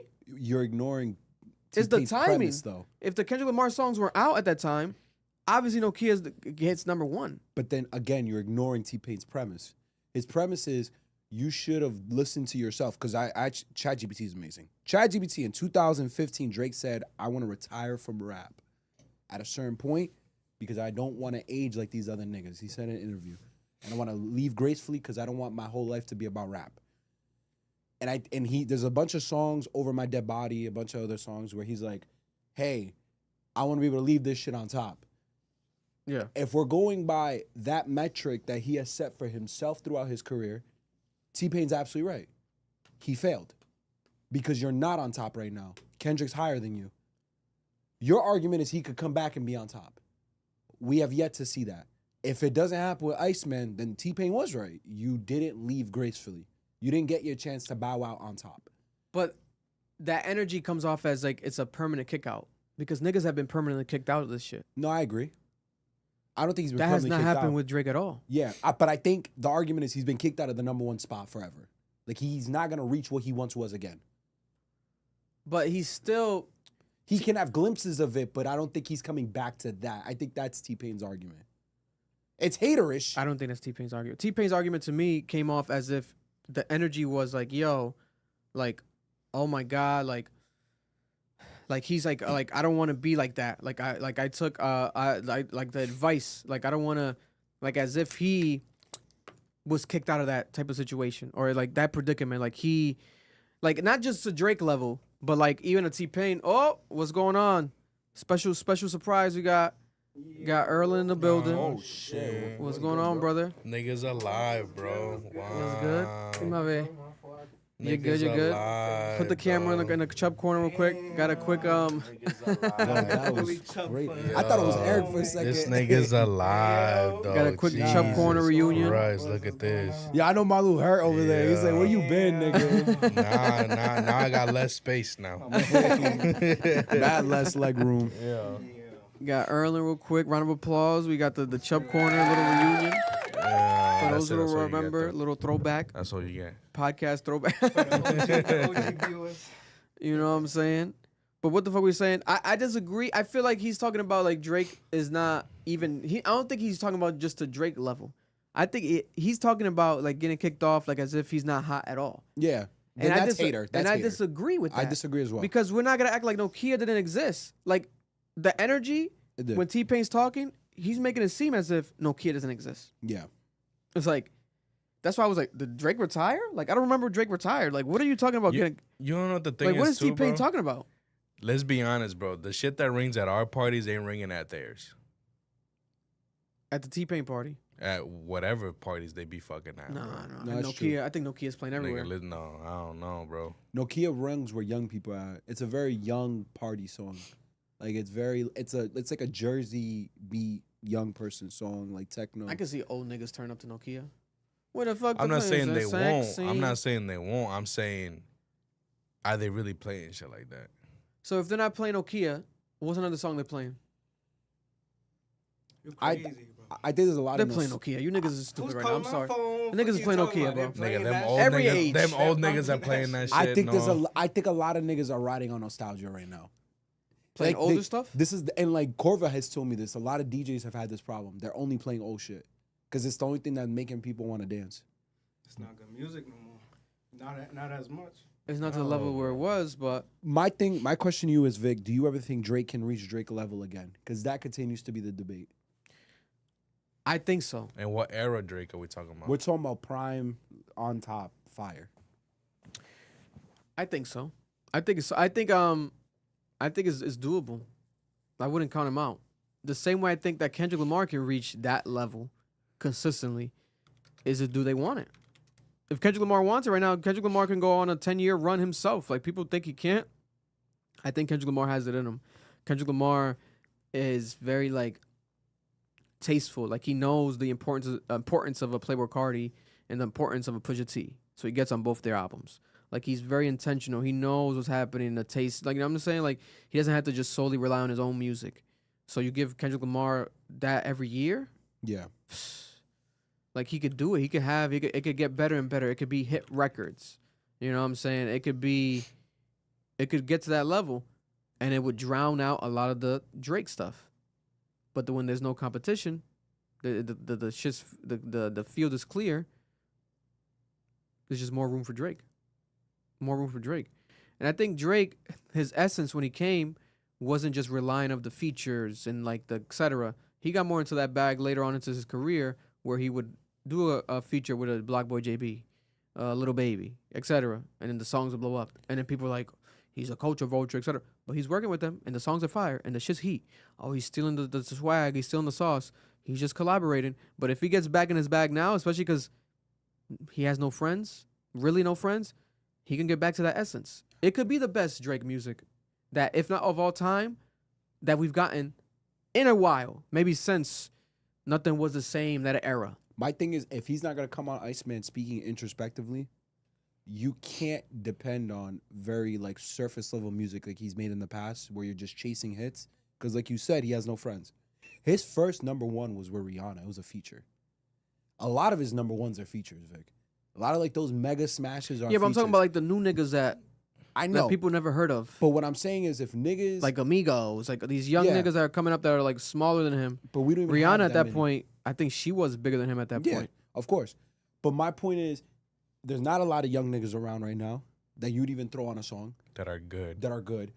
who even want to make music. And then the issue is where you can't go to other people, like other acts, because a lot of niggas see you as a snitch or they just don't want to do business with you because they find you shady. He's in a bad spot, bro. When was the last time we saw that? Rod Wave, but he deleted the song or whatever happened. The song never came out. The album came out, but then there was a Rod Wave Drake song that never Yeah. came out. Before that, I think maybe Four Bats, the Four Bats song, The 4-Bat song. which is huge though, because We're supposed to get the DJ Khaled song. every girl was singing that Drake verse. Yeah. Oh, you mean like young niggas he's done music with? Like, bro, Blue wasn't Blue his name? Young Blue. Young Blue. Last That Young person- Blue song was crazy. last person was what's his name? The New York nigga, Cash. That was the last young person he's made a song with. Cash Cobain. Yeah. I think he's still. He's in a bad spot, Vic. Listen, I'm doubtful. Don't get me wrong. Yes, this is the worst that Drake's ever looked in his career. I keep saying it. But to count him out fully, how No. I feel like T-Pain is giving that energy of like, T-Pain's making it seem like as if Drake's done forever. And he's like, I wish he did it gracefully instead of being kicked out. Like, what are you talking about, T-Pain? Hold up. This nigga, when Drake was talking about that, he was talking about the end of his career. It's the end of Drake's career right now? Since when? I don't agree with that. And then Drake It might be. says that it's resentment. Trash. Yeah. Yeah, but that's gonna be a crazy conversation. We gotta see when that happens. And T-Pain, Drake said that T-Pain has resentment. There's old tweets that resurfaced of T-Pain talking about Drake. In 2011, T-Pain says, "I know y'all waiting on the album, but the last thing I need is a verse from Drake, and the album is complete." 2011, T-Pain was waiting for a Drake verse, never got it. Then he says, "By the way, the song with Drake with Drake on it is the next single as well. So that's why I haven't dropped the new single yet. Just letting y'all know." So the single for the album that T-Pain was dropping in 2011 was supposed to be the Drake feature, Drake song, etc. We have never to this day ever gotten a T-Pain and Drake collaboration. Could it be resentment held since then? Quite possible. Who knows? We don't know what happened behind the scenes, but we know that there's tweets, right? And there's more tweets about Drake. 2019, T-Pain says, is there a second T-Pain that they're trying to distinct me from? Nobody says singer, Taylor Swift. Nobody says guitarist, Carlos Santana. Nobody says rapper Drake. Just T-Pain would be fine. Unless they want to break out the GOT version, I guess Game of Thrones version, and name all my accomplishments for 15 minutes. That wasn't really a shot at Drake, but he was just mentioning Drake. And then he says this in 2022, 3 years ago. It's all good. Soft, dark niggas wasn't the wave at the time, but Drake made it okay to simp, I guess. Now people are understanding what I was saying all those years ago. It just took a light-skinned nigga to get y'all to listen, and I applaud him for winning the Beige Baby Lottery. No, he's a hater. That's some weird shit. But this is why it's a joke, but like, if you don't know Drake on a personal level, then Drake can interpret that as like, what's up with this nigga? I know. What's up with Teddy Payne? What's going on, Teddy Payne? But let's be devil's advocate. That's how T-Pain acts.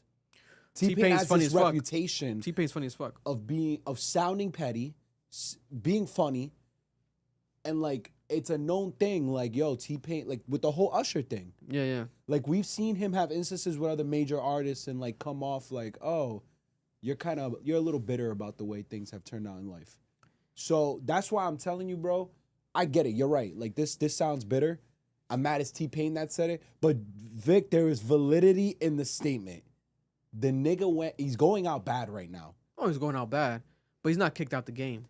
And I don't agree with that, yeah. To say that he's kicked out the game is ridiculous. Also, there's legacy acts that niggas think that they got kicked out. Fat Joe hadn't dropped a hit in years. Fat Joe's independent, hadn't dropped a hit in years. 50 Cent's another one. All the way up. 50 Cent. Like, these people are huge. These people are huge.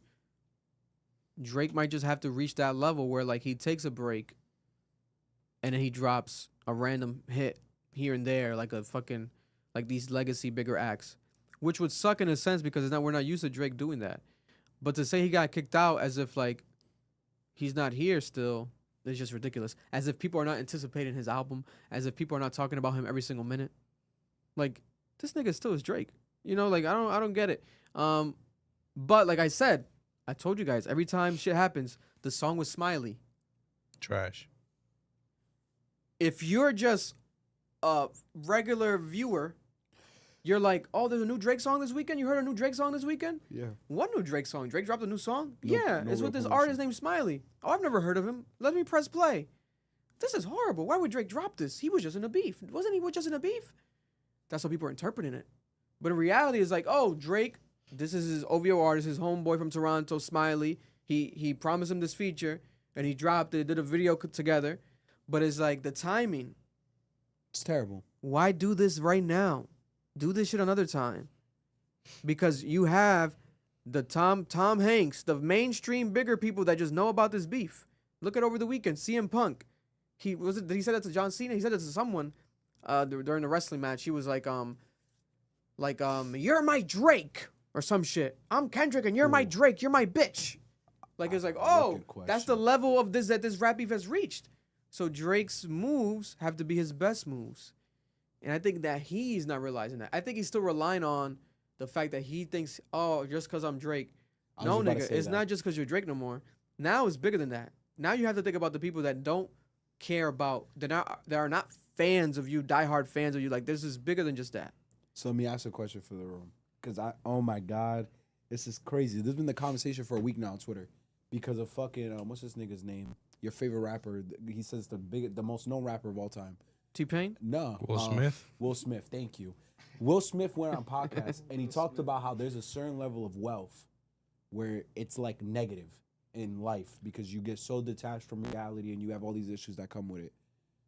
Is Drake just too rich? Is he at that level? And did he have too much fame and success for him to realize, yo, you're falling off, bro? Like the world, like the normal average person, is he so detached from them that he can't see his own demise in the horizon if he continues the way he is? Because I consider that every day that he hasn't noticed it yet. It could be possible. It could be possible. I'll tell you this much though. If Drake, that's the case, he's in trouble. yeah, and on top of that, he could be, but I think at that, as time passes, I come to more appreciate a lot of the shit that he's done, The run that he's had. the run that he's had, the legacy that he's had. It was just a 7-year anniversary this weekend of Scorpion dropping, and the conversations are happening again. People are talking about Scorpion again. The B-side. The B side, the A side. I forgot that was like a whole thing. I'm like, oh shit, remember the A side and the B side, and after the beef and everything that happened with that. Nice for what? Like it was a big song, but Drake said it didn't happen until after the beef. Like it motivated him. I'm like, oh shit, like what the fuck? And then again, the T-Pain. There's a interview resurfaced with T-Pain, who also said 7 years ago with Joe Budden talking about Scorpion, he says that B side, half of the B side, he says is him. Like he feels like T-Pain, like he inspired Drake's B side, etc. Right? And he's like, that he loves Drake, but he feels like there's songs that Drake does that kind of like I'm saying right now. That I do agree with T-Pain with this to an extent where he's like, just because he's Drake, he thinks that he can do it, and we're just gonna like it. Yep. Right? I agree. But I will say this: that has been the case where it does happen. Yeah, War was one of them. There's songs that Drake does, and niggas be like, "Well, if someone else does it, you're not gonna like it." Of course not, nigga, because it's Drake. Like he gets to do that because he gets that luxury. That's a lot of artists. A lot of artists, but that luxury, I think, could be overused and misused. It can also disappear once you fall out of favorability. It's possible, but I think it's still there. I think it's still there because You think it's still there? nigga, Nokia's an example. Bro, That's not a stereotypical hit record. That's not a stereotypical. That's a very non-traditional song, and it's a hit record. Like you can't. That song can't be remixed. Like this, you know what I'm saying? Like it's a very different type of style song, and it's still a hit. That Smiley song is no different than I Love McConan. There is The Smiley song The Smiley song is in the same like category of sound.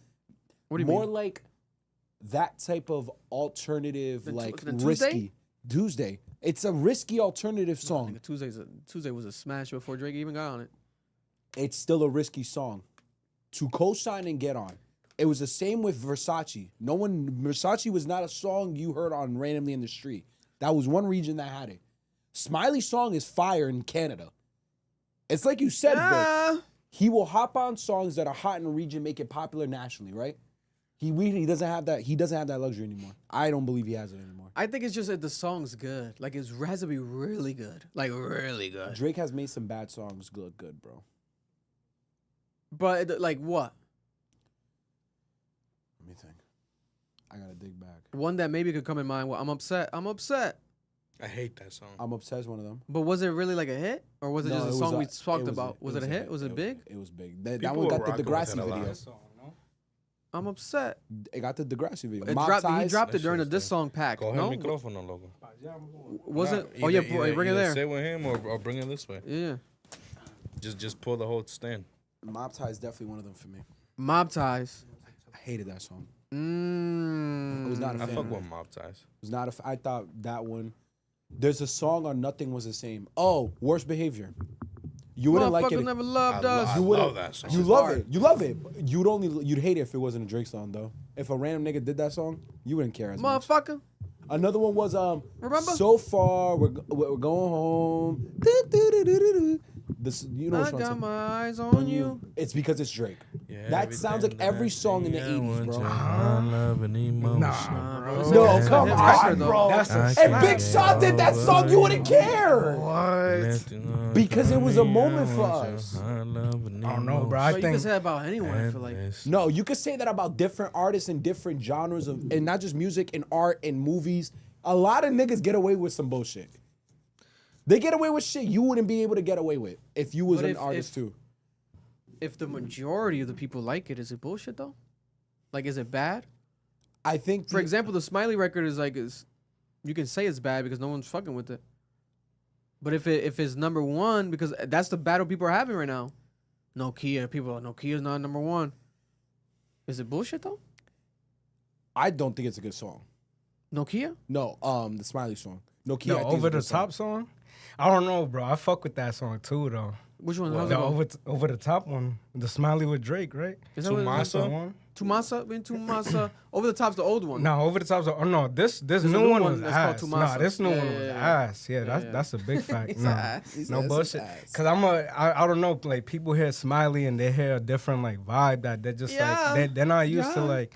Didn't Brian like Smiley or did he Nah, hate he Smiley? hates Smiley Hated too. Smiley, He that's hates what it was. Smiley too. But I fuck with Smiley. I don't know. He has like some shits that I'll play, but it's just like I don't know. it's just like he's a unique taste nigga though. is But dog I don't know. water, Drake man. couldn't save that last That song. nigga though, is for hot sure. dog That water. shit was bad. That Bro, shit is I'm horrible. even sitting here thinking of songs that niggas have made that's some bullshit.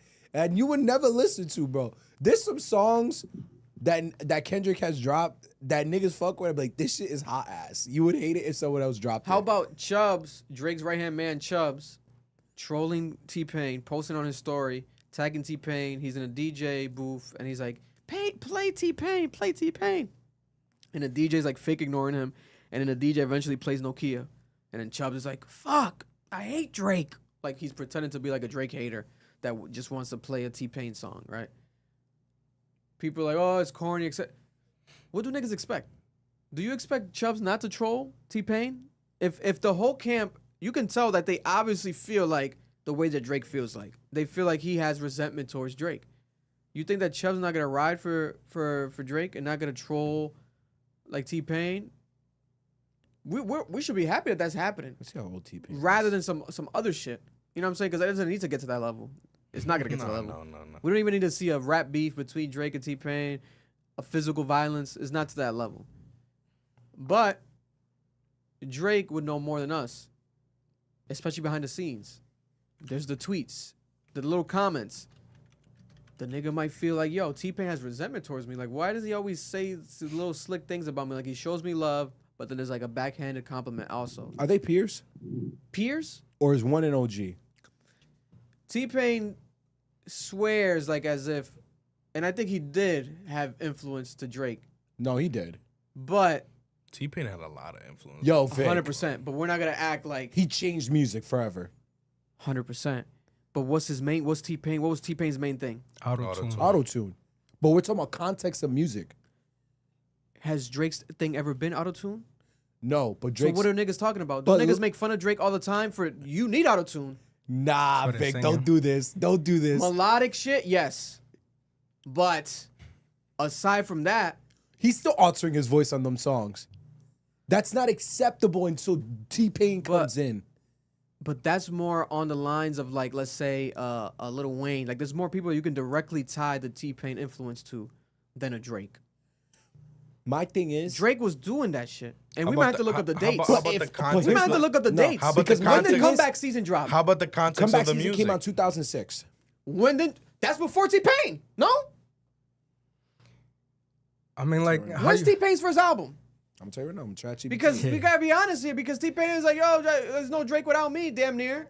no, but how They're you around the mentioned same age. how you That's why I'm mentioned asking earlier, like T-Pain was waiting for that feature. So Okay, so probably his to this first album day, was 2005. He's like, damn, because of that feature, I'm gonna always just have something towards you. So now that he's finally seeing like Drake is on that little fall off now, like this, because hasn't really been a fall off for him. People just hate on the music sometimes just to hate, but he'll always have some bangers on the album. you see. But now it's just like T-Pain's probably like, all right, now I'm seeing that he really can't back up what he's doing. And he still has that from that day, probably like, yo, you never gave me my single. Now it's my turn to just, you know, Yeah. always give those comments and stuff like that. That I agree with. This is about him not giving him the single, which is fine. That's hater shit. It's whatever. But T-Pain gave this nigga the sound. Bro, 2005 was when his first album came out. It reached number 8 on Billboard. So, and I'm in Love with a Stripper was on that album. That 2007 was pre-Drake? is when Comeback Season came out. 2009, because Comeback Season's not even a lot of like R&B melodic shit. The melodic shit came on So Far Gone, which came out in 2009. Vic, I vividly remember that Kanye had to make songs with T-Pain because he was the only one willing to do what he was trying to do. Like, this was a thing back then. These niggas were still in gangster rap with G-Unit, all of them. Drake got influenced by these people. We can't deny this. I remember this, bro. Fuck that nigga T-Pain. Nah, you can't do that. you can't do T-Pain's that. the OG. T-Pain. He's the OG, bro. Fuck T-Pain. He was the blueprint. T-Pain, bro, T-Pain's Fuck like a T-Pain. grandfather, Bro, bro. you say, Drake saying fuck T-Pain is like Travis Scott saying fuck Kid Cudi. Nigga, there is nothing. There's no without Kid Cudi, there's no Travis. Without T-Pain, there's no Drake, bro. It's the truth. Nah, I love T-Pain. I don't know if that's the truth. It is. I think it's possible. Niggas but I don't open think it's doors the for truth. other niggas, bro. But just because niggas dropped, like, it doesn't mean like Drake was like, I want to be like T-Pain. That's not true, because he was rapping like Joe Budden in 2006. But he acknowledged that. Drake acknowledges I influences. mean, Drake's never acknowledged, that is nigga, true. I wanted to be T-Pain. Now, if Drake said that, it's a different conversation. I Because wanna look this Drake up. has... Also, maybe he said that before. I'm looking up my Maybe text. Drake has said it before. bro, also too, that era is straight rap, bro. Like shit was straight just, bro. If you didn't know how to rap, you wasn't being in the game. Unless you're like T-Pain and Kanye West. But you had to have that unique like thing that brought you into it. And T-Pain was a singer, really like just straight. He was more on a singing vibe. So when Drake did that transition of now I'm a rap, I have the rap thing solidified. Now I'm gonna start singing with it and really change the game and put it all together. That's when he really started just taking over. But in the beginning, he was a rapper though. Like he was straight. Like he was trying. He definitely had those influences.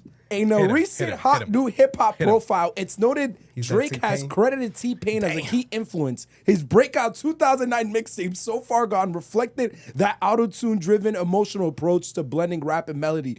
Drake, I could start seeing. I yeah, could see literally, that, though. it says it. Hot new hip hop. Let Let me see. Read it, nigga. Chat GBT. Oh, yeah. AI. ChatGPT. AI. This is not real. This is AI. It's AI. This nigga got some AI articles. Get this shit out of here. Fuck T-Pain. Fuck T-Pain is crazy. Nah, T-Pain's a legend. Speaking of Drake still, just joking there, but speaking of Drake, Drake's abs. We have to talk about it. That's crazy. What is going on in hip hop V12, with that's these a fast rappers with these fake abs, right?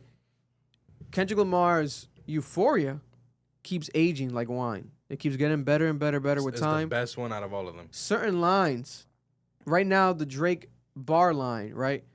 He's like, let your core audience stomach that, then tell them where you got your abs from.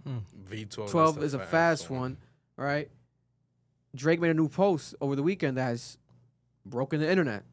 Hundreds of millions of views on people talking about this post. His abs is a selfie in the mirror She's looking hella square, bro. with his abs, right? Hella square. And his abs, even objectively, look the fakest that they've ever looked. Just looking at them, right? People men are insulting other men online. Even us talking about this now, we're considered homosexuals. Nah, they would go. I'm a homosexual because I'm talking about this. Yo, you like critiquing niggas' bodies? Yeah, like Yo. this niggas is gay. Why Wait a minute. Why you critiquing a nigga's body? It's just the fact like there's multiple rappers with the fake abs. Like there's nothing gay about talking about the obvious when it's like that. When it looks like copy and paste. You think he went to French Montana's doctor too? We got French Montana with the fake abs. We got allegedly, let's say allegedly. Allegedly, yeah. Big Sean with the fake abs allegedly, and we got Drake with the fake abs allegedly, right? Rich niggas do rich nigga shit. So it's like There's a lot of shit fake, but not abs. to some extent, I understand it, but I mean, you gotta be able to look at that photo and be like, I look crazy. Yeah. he's gonna, Bro, my issue is, bro, he's gonna have to, bro, because it's not like he's gonna go get a BBL. bro, He gotta get a fucking abs. your dick too big for that. Hey, yo. Oh, my I'm God. sorry. I'm sorry. I'm thought we sorry. So he wasn't Yo, judging bro, the bodies. Bro, Oh, I'm gonna tell you right now, nigga. Now we're really Okay. homosexuals. Bro, Jesus Now it got you Christ. thinking, is Oh the my dick God. fake too, though? Yo, that's what I'm is saying. the dick fake too? You think if my dick All of was you niggas thinking this this shit. nigga shit looks like an All of you inflatable niggas arm, thinking bro. this shit. Nigga, if my shit was that big, I'm looking like shit. I'm looking like shit every day. I don't give a fuck, bitch. My shit's a hammer, nigga. What are we talking about? Nigga, I got a monstrous trunk, nigga. I got a third dick. leg. Fuck my What are ass. you talking about, It might be bro? a fake dick, too. Yo, your dick is too big to be getting fake ass, bro. You're doing too much. That's greed. That's greed, nigga. You are a greedy nigga. What else do you want from life? This nigga gotta have fake abs. Nigga gotta have an inflatable cock. Like, what the fuck are we talking about, bro? Nigga gotta be up 2 mil. Nigga, that's greed. My God. Nigga, you didn't even bother to make the chest. You stink at greed. The quote. You need The another quote. 15 more quote- push-ups is on. So Drake took a selfie in the mirror showing his abs in front of his bar with all his alcohol bottles and I believe in his house. And the quote said, "I'm wide awake for the nights that separate the type who get to it so they get it right from the type who just type." It's kind of bars. I'm assuming it's original. He's not quoting nobody. I think he's just like a bars, like he does those Instagram bars. You know, He's calling himself a typewriter. no, he's going against the typewriters. He's basically saying that he's wide awake for the nights that separate the type who get it so they get it right from the type who just type. So it's like separating the people who just be commenting online from the people creating the art, and also he's working hard to get it right. Basically saying like I'm cooking up heat type shit. Because them abs don't look right. But then he shows the abs, and it's like, Contradicted himself. and my thing is this, right? I just think what makes it funnier is just the Kendrick Lamar lyric on Euphoria. Yeah. Because if I'm Drake, is like, at least for the first year or two, I'll avoid trying to do anything that Kendrick Lamar mentioned. And you know he what I'm keeps saying? doing it. Like, I won't show my abs. Like, you know what I'm saying? Like, just to control to the best of your ability the online narrative. Have a morning checklist. This nigga doesn't give a fuck. He's gonna show his abs the worst they ever looked, looking like Tootsie Roll skin. Like, it's crazy, right? But I don't have abs, so God bless. But the idea for people to know, I remember reading about this a while ago. I think I'm pretty sure, off the top of my head, I'm remembering right. We all have abs underneath the fat. Yes. Yeah. So what they do is, I think it's called etching, and they kind of like They enhance them. They enhance the abs, so they Yeah. suck out the fat around that's there, yeah. around the abs, so you have abs, and it's almost like permanent abs. So the problem is you can grow the fat back, but not in the parts that is etched. It's hard to grow that fat back fully. So you can grow fat back and still have abs. You think he working out after the surgery? I think he posted in the has to. gym. Yeah, he Yeah. worked. He posted in the gym. And Looks like he works does look out. more like wider. He doesn't look like buffer as far as like the chest goes. I feel like if he did that more and like got cut up more, it'll kind of even out. But right now the shit looks crazy. The shit looks crazy. But at the same time, is the thing is this. I don't think it's something you could go back on. So if he's committed to it, he's like, fuck it. Let me show my abs. Let me put this rap lyric of this unreleased verse. So I'm just cooking up some shit, like flexing, because he gets the girls. You know what I'm saying? And he could get mad. Like if guys talk about it, like, why are you talking about my abs? You're a guy. You know what I'm saying? But it's like, well, it's just funny, bro, because the Kendrick Lamar Euphoria lyric. That's you know what I'm saying? Like, My thing is, what else do you have to do during the day? You can't like work out. You can't. but go he's to in the gym all the time. He posts in the gym all the He time. does work out, play basketball. Like, well, he's posting. You know, we don't know if like it's today. Let's just post a little clip for LLA. I'm getting to work, but He's like he be friends with David posting, like, Goggins and shit. He yeah. be friends with these niggas like He David be posting Goggins and him shit. running in the gym, basketball, all that stuff. So Maybe it's just like his body just can't, like, you know what I'm saying? Like, there's some body parts on people that is tough to like, get strong and stuff. Maybe his pecs ain't just as one of them shits. because the thing is this, as a rapper, That shit fake. as a pop star, you are your brand, Yeah. right? Lizzo was fat as hell, got bullied. She's lost weight, now she's getting bullied for losing weight. You can never win. Ice Spice, she was thick. She lost weight because she was insecure. Now she's like, I'm back in the moats. I'm thick again. I'm because sorry, Ice because Spice. niggas made fun of me. I'm sorry. So it's like, Yeah, he was. Well, one that of them. like that Lizzo it stuff. fucks up the branding. She was advocating the being big though. She was saying, "Yo, I'm Yeah, not she was big. I'm advocating. beautiful, sexy like this." And now out of nowhere, she's got skinny. So now it's Yeah, like yeah. you shot Hypocrite. yourself. Yeah, exactly. But with Drake, I just think it's funny. It's like, Yeah. because he tries to play into the sex symbol thing with the girls and stuff, and it's like,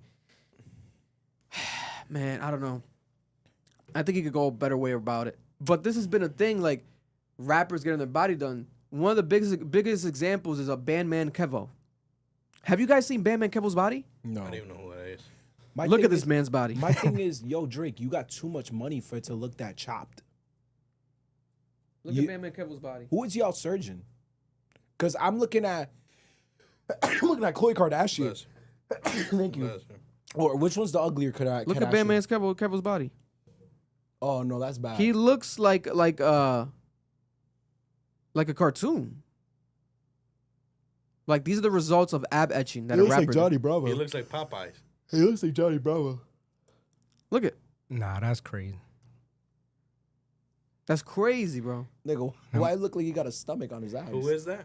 Bandman Kevo. But see, He's like a layers. popular rapper that does like allegedly scam. Doesn't he like a use a scam or I don't he does know. like online That nigga just looks fucking something? terrible. But Do you look, think of- he's open about it. He's like one of the only rappers that's open about it. Like he shows you the breakdown. Like look at this, the surgery and all the that surgery. shit, yeah. That Is he on the table like that? No. yeah. You guys remember Funk Flex? Funk Flex got lipo and Nah, showed it. Y'all need to go to the gym. Y'all need to commit to the grind, and you need to pray to God. You niggas look nuts. Oh, they say he got a Brazilian butt lift. Funk Flex got a BBL. Yo, my grandmother got a better BBL than you niggas. That's crazy. Look at Funk Flex showing his BBL. He's getting his surgery done. Oh no. He posted online. I remember. Flex. Didn't Kanye too have a BBL? Yeah, he did. Kanye had one too. Yeah. Listen, No. once you're rich, you can afford A BBL. shortcuts in life. So what shortcut in life might be getting the fake abs. I'm being honest with you. That's how some people look at it. Especially you get convinced when you see other rappers or other people in the industry. Like Drake might have been chilling one day with like Brad Pitt, and like Brad Pitt's like, "Look at me." He's like, "Oh shit, is that the ab surgery that people talking about?" Brad Pitt's like, "Yeah, I got a doctor. You want me to recommend it? I recommend you a guy. You know what I'm saying? You just work out, and you won't tell the difference." It could be to that level, and then now, I wouldn't say he's regretting it because the nigga doesn't give a fuck. He's posting it, right? Yo, put the camera on me real quick. Yo, when I come into the studio, You gonna get him done? 5'11", You gonna get him done? 5'11", right? I'm 5'9". When I'm 5'11", 6 feet, I got full hair. I got abs. You gonna and have a shit. 12-inch cock. I got a trunk, nigga. Just hanging out your pants. Yo, right? Just there, nigga. Put it away. Soft. Put it away. Soft. Put it away. Yo, what that nigga say in the video? He was like 8 inches thick, the built nigga in the beach. Nah, my shit's 15 inches thick, nigga. Yo, I don't want you niggas to ever judge me. Y'all niggas' ability to accept these niggas' terrible life decisions, I want that to be given to me as well. Fuck out of here, bro. What is you talking about? And remember, guys, after Drake dropped For All the Dogs, he said, "I'm taking a break from music because I have stomach issues." The rumor started circulating again. What was happened with this nigga's stomach? Did the etching shit fuck up? It's a real deal surgery. Did he get it fucked up? Did he get an infection? Something going on with that, right? He never elaborated, but he said that on his radio show. Time passed on, weeks later, a month, 2 months later, psych, here's Scary Hours 3. So niggas like, wait a minute, I thought your stomach had stomach issues. Did he never have stomach issues? The way he spoke about it, you would have thought the nigga almost was about to die. What type of stomach issues would Drake have? It could have been just this shit. But that's the danger. That's the danger. To be honest with you, I would appreciate Drake rapping about this, talking about this from a retrospective, regretful stance. The same way women open up, like with Black China. Don't destroy him, Vic. Nah, it depends how you deliver it. Like how Black China went back to her legal name, and she took away all her plastic surgery, and she's like, "I'm Angela White." Like, it was a beautiful moment. People have started accepting her back, and like it was like a beautiful thing. I think Kylie Jenner had some shit removed, and she spoke about it and being regretful of it. Like titties, plastic surgery, something. It could be a dope moment. Now, will it happen? I don't think it's gonna happen, but I feel like it could be spun to fit a proper. Yo, Vic. You know what I'm saying? Then that next song, the next song he dropped, gonna be about the 23-year-old stripper he fell in love with and broke his heart. What the fuck are we talking about? It is weird though. It's weird, like with the society that we grew up in, and like how rappers are now doing this. It's not just Drake. People are gonna clown Drake because he's the biggest, but there's people who, like we said, Bandman Kevo, Big Sean, French Montana.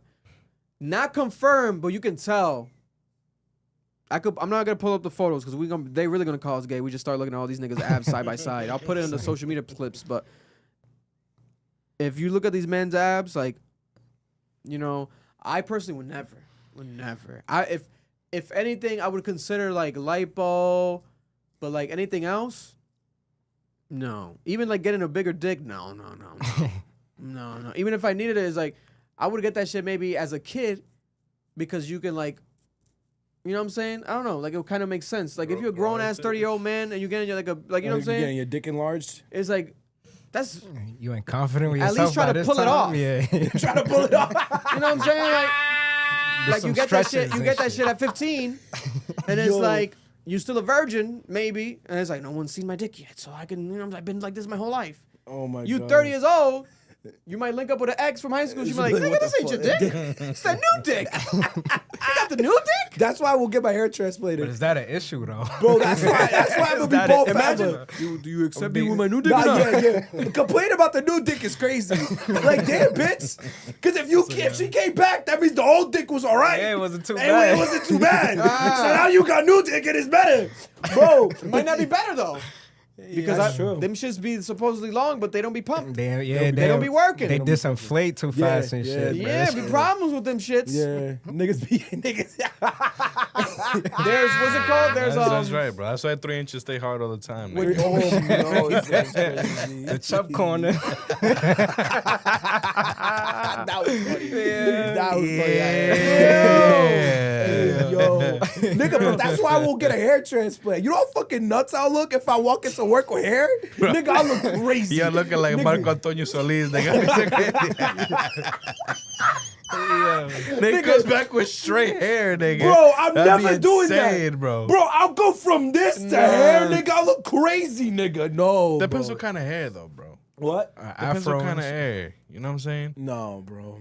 Like, you with straight hair would be crazy. Crazy, nigga. Nigga, me with curly hair was... I had curly hair. I was I still think crazy. that would You'll be work. looking like this nigga right here. Mr.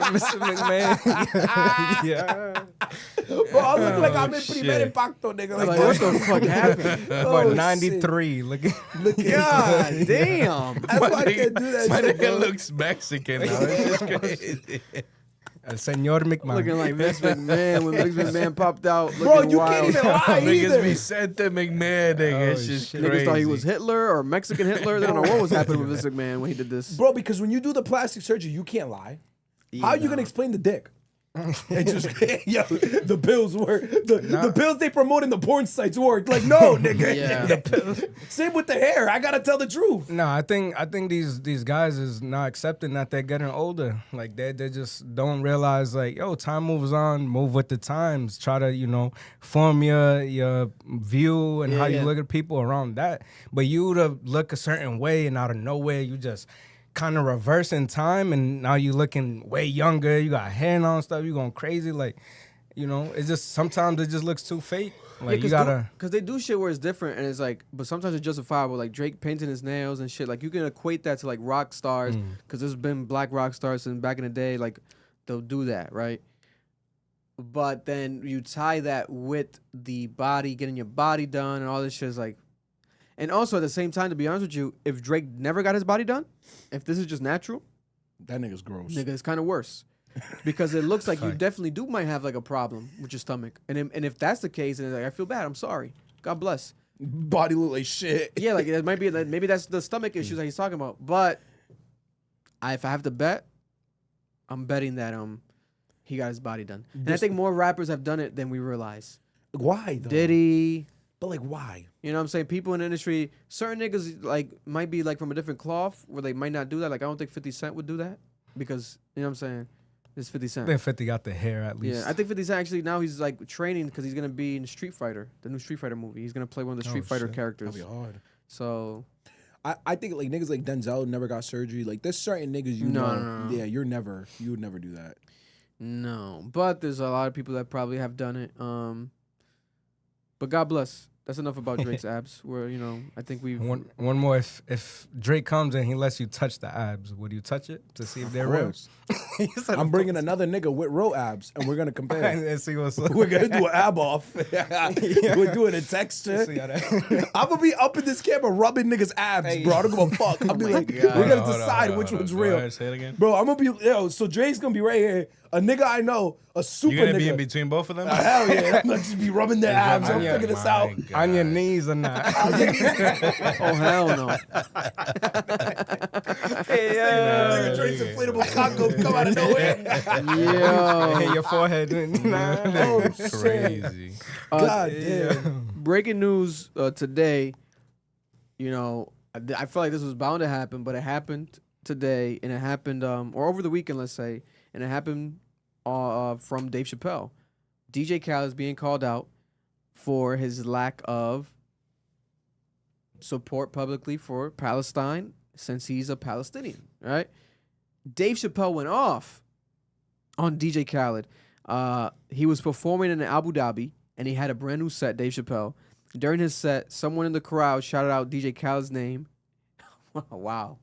And then Chappelle unleashed fury on DJ Khaled. He said, DJ Khaled, oh, wait, let me tell you something. For a Palestinian, this man is awfully quiet right now. Oh shit. And as a Palestinian, how could you be that quiet right now? Oh shit. And why are you so fat? Oh shit. People are starving. He's the only fat Palestinian on earth right now. Oh shit. God damn. Oh my Oh God. shit. Well, we know where Dave Chappelle stands on this issue. Oh my God. Oh shit. Yo. Jesus Christ. Yo, that's what you get to do when you're fucking rich as hell. You get to say whatever you want. Holy Yo. fuck. Dave Chappelle's in that age when like older people of color just start saying whatever they feel in their head. Fuck. They don't give a fuck. Fuck. Yo, shit. And the thing is this, right? Dave Chappelle and DJ Khaled have been in pictures together. One can assume they've been friendly, maybe not friends, but DJ Khaled has posted Chappelle and shown love to Chappelle, like, thank you for advice. They've had conversations. But at the same time, Chappelle is a comedian. Yeah. And the way we weren't there, but I can assume the shit had to be hysterical because it's funny just reading it, especially when you add the fat joke and the fact, the irony, which is a sad irony. Whereas, like, you have poor people, especially in Palestine right now, who are dead, dying. And even if they're alive, in the poverty, they're suffering. Meanwhile, you got DJ Khaled, who's fat, stays fat, and is like, But I will say this. I don't think DJ Khaled... Imagine Khaled with abs. Imagine DJ Khaled with etch abs. Oh my God. I don't think that DJ Khaled, I don't think DJ Khaled... I've personally have gotten mad at Khaled in the past for not saying anything, right? But at the end of the day, DJ Khaled's not a politician. DJ Khaled's not gonna, really change something. That is my argument, bro. Yeah. That is my argument. People get so He's mad influential. when they don't speak out, but what the fuck is it gonna do if they speak out, bro? He's influential, so that in the court of public opinion, it might sway something. But I would say that more if DJ Khaled has ever been like, what does DJ Khaled ever stand on? He's always been on some on some hobnobbing, how Pusha T calls Travis Scott hobnobbing. He be hobnobbing, like he's always like very in the middle of everything. Like he doesn't pick a side. Like even like in what was the recent beef that Khaled had, before the Drake shit, when they asked him about, like, there was like a beef, was Tony Yayo. He was talking about Tony Yayo beef in the past. Oh yeah, with 50 Cent, and, etc. Yeah, and we know how and 50 Fat Cent Joe. went off. Like 50 Cent literally went to DJ Khaled's mom's house. No, he On went to mom's her job. Mom's job. and he was outside their house, Like threatening like DJ Khaled. and he put on the 50 Cent TV thingy on network. And to this day, I'm pretty sure there's a beef, but Khaled's not like, fuck 50 Cent. Like he makes it seem like it's still love and like he's showing love to these guys. That's the old me.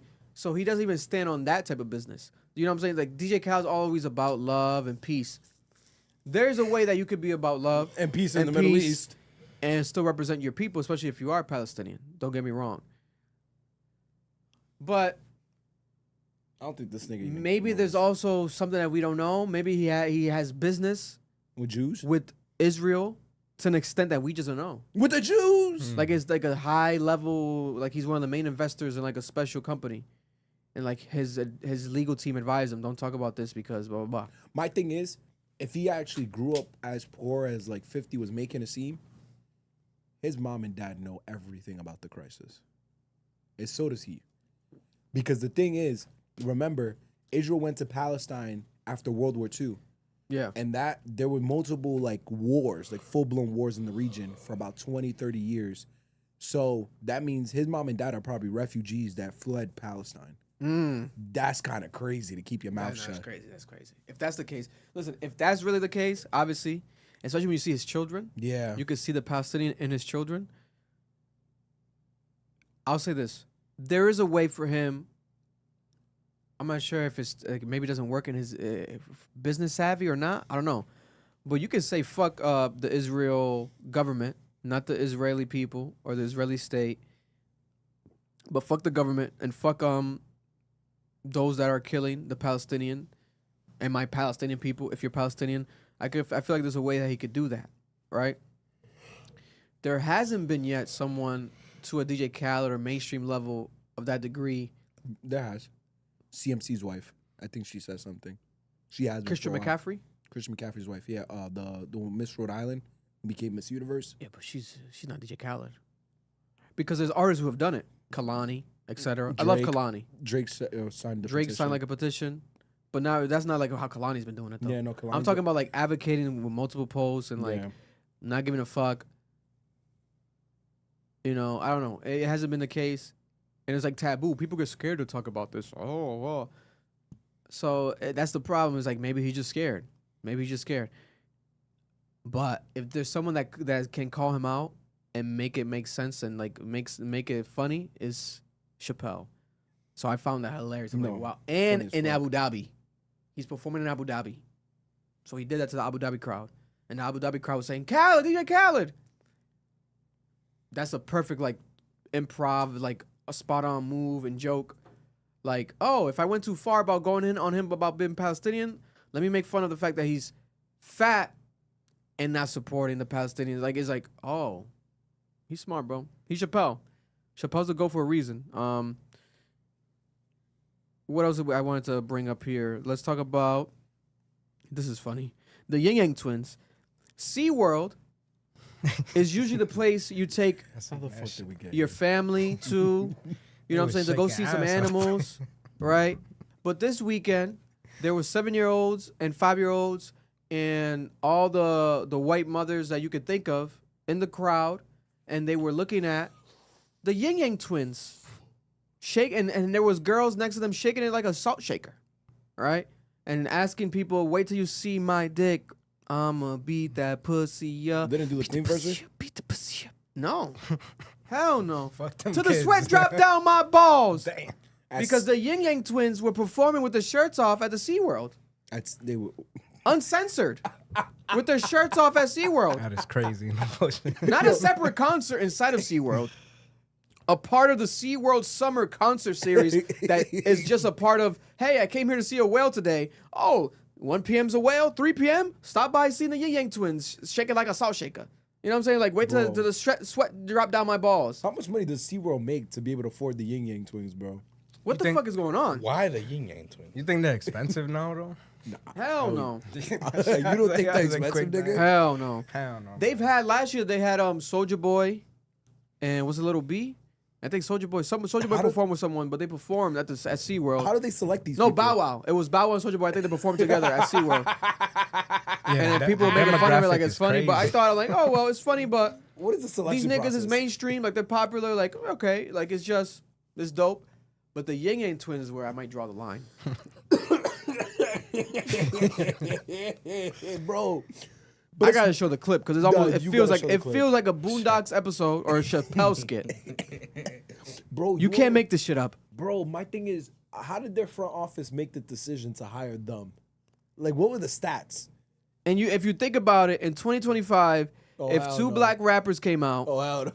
These niggas look nuts. They look And like they call themselves the Ying Yang Twins, They and look- they're not Asian. Them niggas is getting canceled. bro. Why That shit's not working in 2025. Why the fuck do they look like they snuck in? Like a pair. They look like homeless niggas at the beach. Nah. Now, these are some legends. No one's saying they're not some legends. Much respect. They are legends. Of course. We gotta respect the greats. We gotta man. show them love Yeah. too. Obviously, they're the fucking. I would love to. I would have the Ying Yang Twins if I had all the money in the world. I have the Ying Yang Twins perform at my wedding. I'll have a plethora of artists. But at SeaWorld, when it's like you don't have no option, like you're at SeaWorld and your only option, mandatory performance, entertainment of the day is your Ying Yang Twins. You not leaving? This shit doesn't make sense. Nah, if I'm white, I'm leaving. This shit doesn't make The- sense. The demographic is just crazy, bro. Like, look at this. What the? Yo, it looked like they just handed the mic to someone's uncle that was in the stands. Yeah, bro. Yeah, bro. What the fuck? Hey, They and it's twerking in a the shaking crowd. ass and It's shit. working though. They're feeling that shit. They twerking in the crowd. Oh, nah, they woofing. Oh my God! Look at the little kids over here. What's You going don't know on? if it's her or the fish in the water that smell. Yeah. Like, at least have the whales in the back dancing. The or something. crowd was They're lit. fucking with it They though. go crazy. Yo, They go crazy. they're The going crowd was crazy. lit. How did they promote this? SeaWorld knows what they're doing, bro. They got it. Yo, they're going hard. Oh, Yeah. damn my balls. Oh, they're talking this. There's no kids there. No, there's kids. There's kids.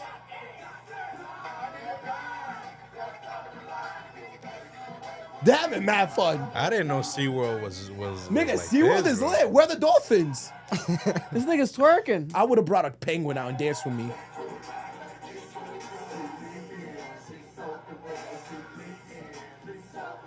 She's leaking. Soaking wet. She's soaking Yeah, wet. soaking- She leaking. He's talking about the What whales. the talking about the whales, bro. Yeah, he's yo. talking about the whales. But yo, hold on. Guys, imagine the flyer for this event.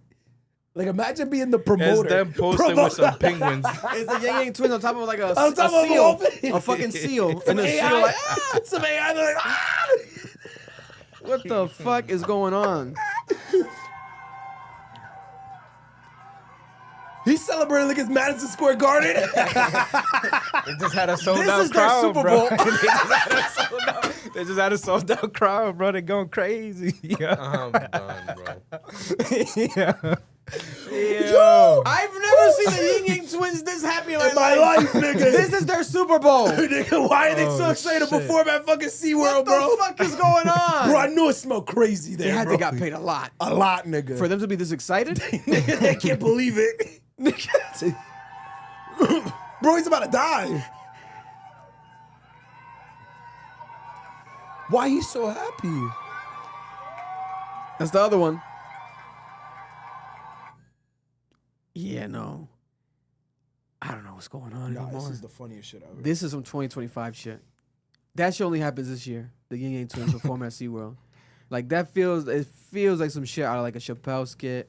Like, this is hilarious, bro. Nigga. What the fuck is really going on? That shit was a glitch, bro. Speaking of what the fuck is going on, what the fuck is going on with Diddy's son? King Combs, I've said it before, I think he might be Oh, the you dumbest noticed. rapper in the world. You noticed. Again? The Kanye album? Is that Oh, what you're yeah, talking bro. about? Yeah. King Combs was the same guy that dropped a rap song talking to the feds saying, hey, after they locked up Diddy, hey, how you missed the house next door. We got shit in there too. Whoa! Why are you telling the cops this? Now your dad's in jail, nigga, on trial, right? And he might get free, but we'll see what happens. On top of that, now he has a whole new project, 7 songs with Kanye West. Kanye West produced this album, right? He's dropping an album while his dad's in jail with Kanye West. And let's play some of it. Because I don't think you guys are going to believe how this shit sounds.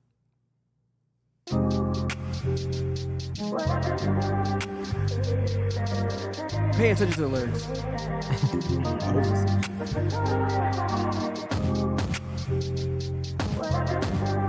The the beat's decent. It's Kanye West production. I was like, okay. Say ho, try this. Get butt, nigga, get topless. Suck a nigga cock till I'm cockless. Just scratch another name off my thought list. What a bar. Yeah. Suck a nigga cock till I'm cockless. The family's never been the allegations.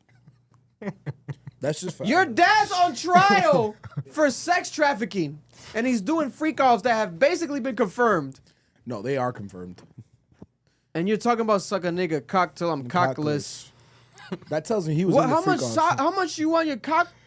Damn. How much sucking you want your cock to go through? Yo, Combs was in the freak-offs, and he was the one like managing the ox. This nigga was curating the vibes. This is crazy. That nigga's a freak, bro. This is like father like son type shit. You- Like who would tell you don't like? Why would you drop this? Nigga, your dad would support it. Nigga has terrible influences, bro. Yo, Diddy's in jail right now going hard with this. They might.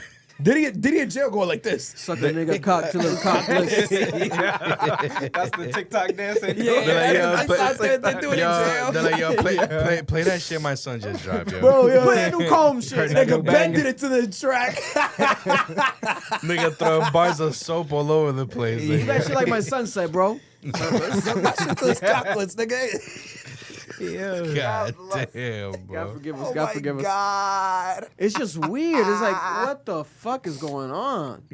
Like you have Kanye West production for free. And it sound like YouTube beats. It sound like some SoundCloud Shit's shit, on bro. My God, bro. No, no, no. Bum ass 808s. Niggas just do them shits. This nigga Kanye must really love Diddy. Like to a different level, nigga. I think I they think he fucked. was in the freak offs with the nigga. He was fucking him. Because Kanye West is on camera He was fucking. literally admitting that he likes being a cuck, that it yeah. gives him adrenaline, Yeah. that he likes that shit. I think. And like it was during like a Sneeko stream. And then when he saw Sneeko was still filming, he's like, "Are you still live?" And they like went like that, and then they had to close the camera, but it still got caught. But then now he's trying to be funny, and he has like an album that he might call a cuck or something. And he's like, "I might change the album title, but I'm gonna call an album Cuck. One of my new albums gonna be called Cuck." So I was like, "What?" This nigga Kanye be dressed up as Superman just jerking off while his bitch gets fucked. Nigga, I watched that shit on Rick and Morty. I was like, what the fuck? That's a thing? Bro, It's a thing, though. because that's what Diddy was doing. Yeah, that's what niggas That's do, what bro. the That's what niggas Punisher, do. one of the Diddy's freak off prostitute guys that got paid, he confirmed in a new interview with Cameron. He said Diddy would be in the background with like a mask on, like jerking, walking around the room jerking, while he was fucking Cassie. Nigga, can you That's imagine fucking that crazy, shit, bro. A nigga strolling around the room, nigga, just looking Oh at my you. God. Yo. That's insane, what he was doing. dog. That's insane, nigga. That's crazy. You accidentally catch some quick eye contact, nigga? That's sickening, bro. Nigga just like... Nigga, but look serious. Like Looking pacing serious, back and nigga. forth. Looking serious. Like a serial killer. Looking Bro, serious. That's like the Dave Chappelle skit with the bus. And the nigga takes over the bus with his dick. So he said that he tried to rob the bus and he's threatening to come on niggas if they move. That's one of those B-side. That's one of those B-side Chappelle skits. That was good. That was a good ass one. That shit's But insane. it's weird, bro. It's like everyone has their own thing, okay? But now it's like this shit's traumatic to the point that your son cannot stop rapping badly, and he cannot stop rapping about his cock being sucked cockless. As you're facing your entire family's reputation is on the line. But like father like son, fuck it. Suck a nigga cock to his cockless. Like it's like, okay, let's take it there. Let's talk about bitches and all this shit. Like, okay. I'd rather him go back to the self-snitching like he did with that first song where he's like, check the house next door. Like, get back on that type of time. Like, be on some self-snitching. Like, talk about your dad. Like, niggas think my dad's coming out. Like, get it back on that type of time. Rather than like, oh no, you're making freak-off anthems. This nigga's making freak-off anthems for his father. That's some sick shit. He's getting ready for when he comes out. And that nigga looks like his dad. They're having a Niggas party. call him Young Diddy. Young Diddy! Look, Young Diddy outside the courtroom. Young Diddy, Young Diddy! Bro, play the song again. It's gonna be here. Just scratch Scratch another name off my thought list. Suck a nigga cock till I'm cockless. Say ho, say try this. Get butt naked. It's gonna be the music video. Suck a nigga cock. We just gave you a free music video, Kid Combs. Yo, you got him with the. Nah.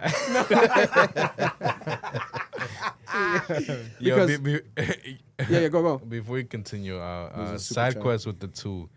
No, I'm sorry, I'm gonna mispronounce this. Is it Kylie or Kyle? Kylie. Kylie Page passed away, my favorite movie star. Really? Who the fuck is that? We'll look her up in a second. Rest in Yeah. peace. It has. It probably involves like the Diddy shits and the Punisher and all that. Imagine. It does. It's a Peace star? Yeah. Oh man. let me look that No, one it up. is. It's yo. Let me look that up real quick. It's a good eater. We lost a good one. Good. Yo, guys, throw some sad music. I want to send condolences Why to she- this. To why this. she She died passed today? away? She died today, bro. I just looked it up. Of what? I don't know. A lot of them been dying recently though. Kylie Page, I want to say rest in peace. Damn, the I'ma have to cocks look- you've I'ma have- eaten, wow. I You appreciated been doing them. research tonight? I gotta do some research. Yeah. I've pay whacked my homage dick to to a few of I the videos. gotta, What- I gotta what- show some respect. So this adult film star, what happened? So what happened? She died. She just died. how did randomly? she pass away, bro? I'm looking up right now. My bad. I almost played her porn video.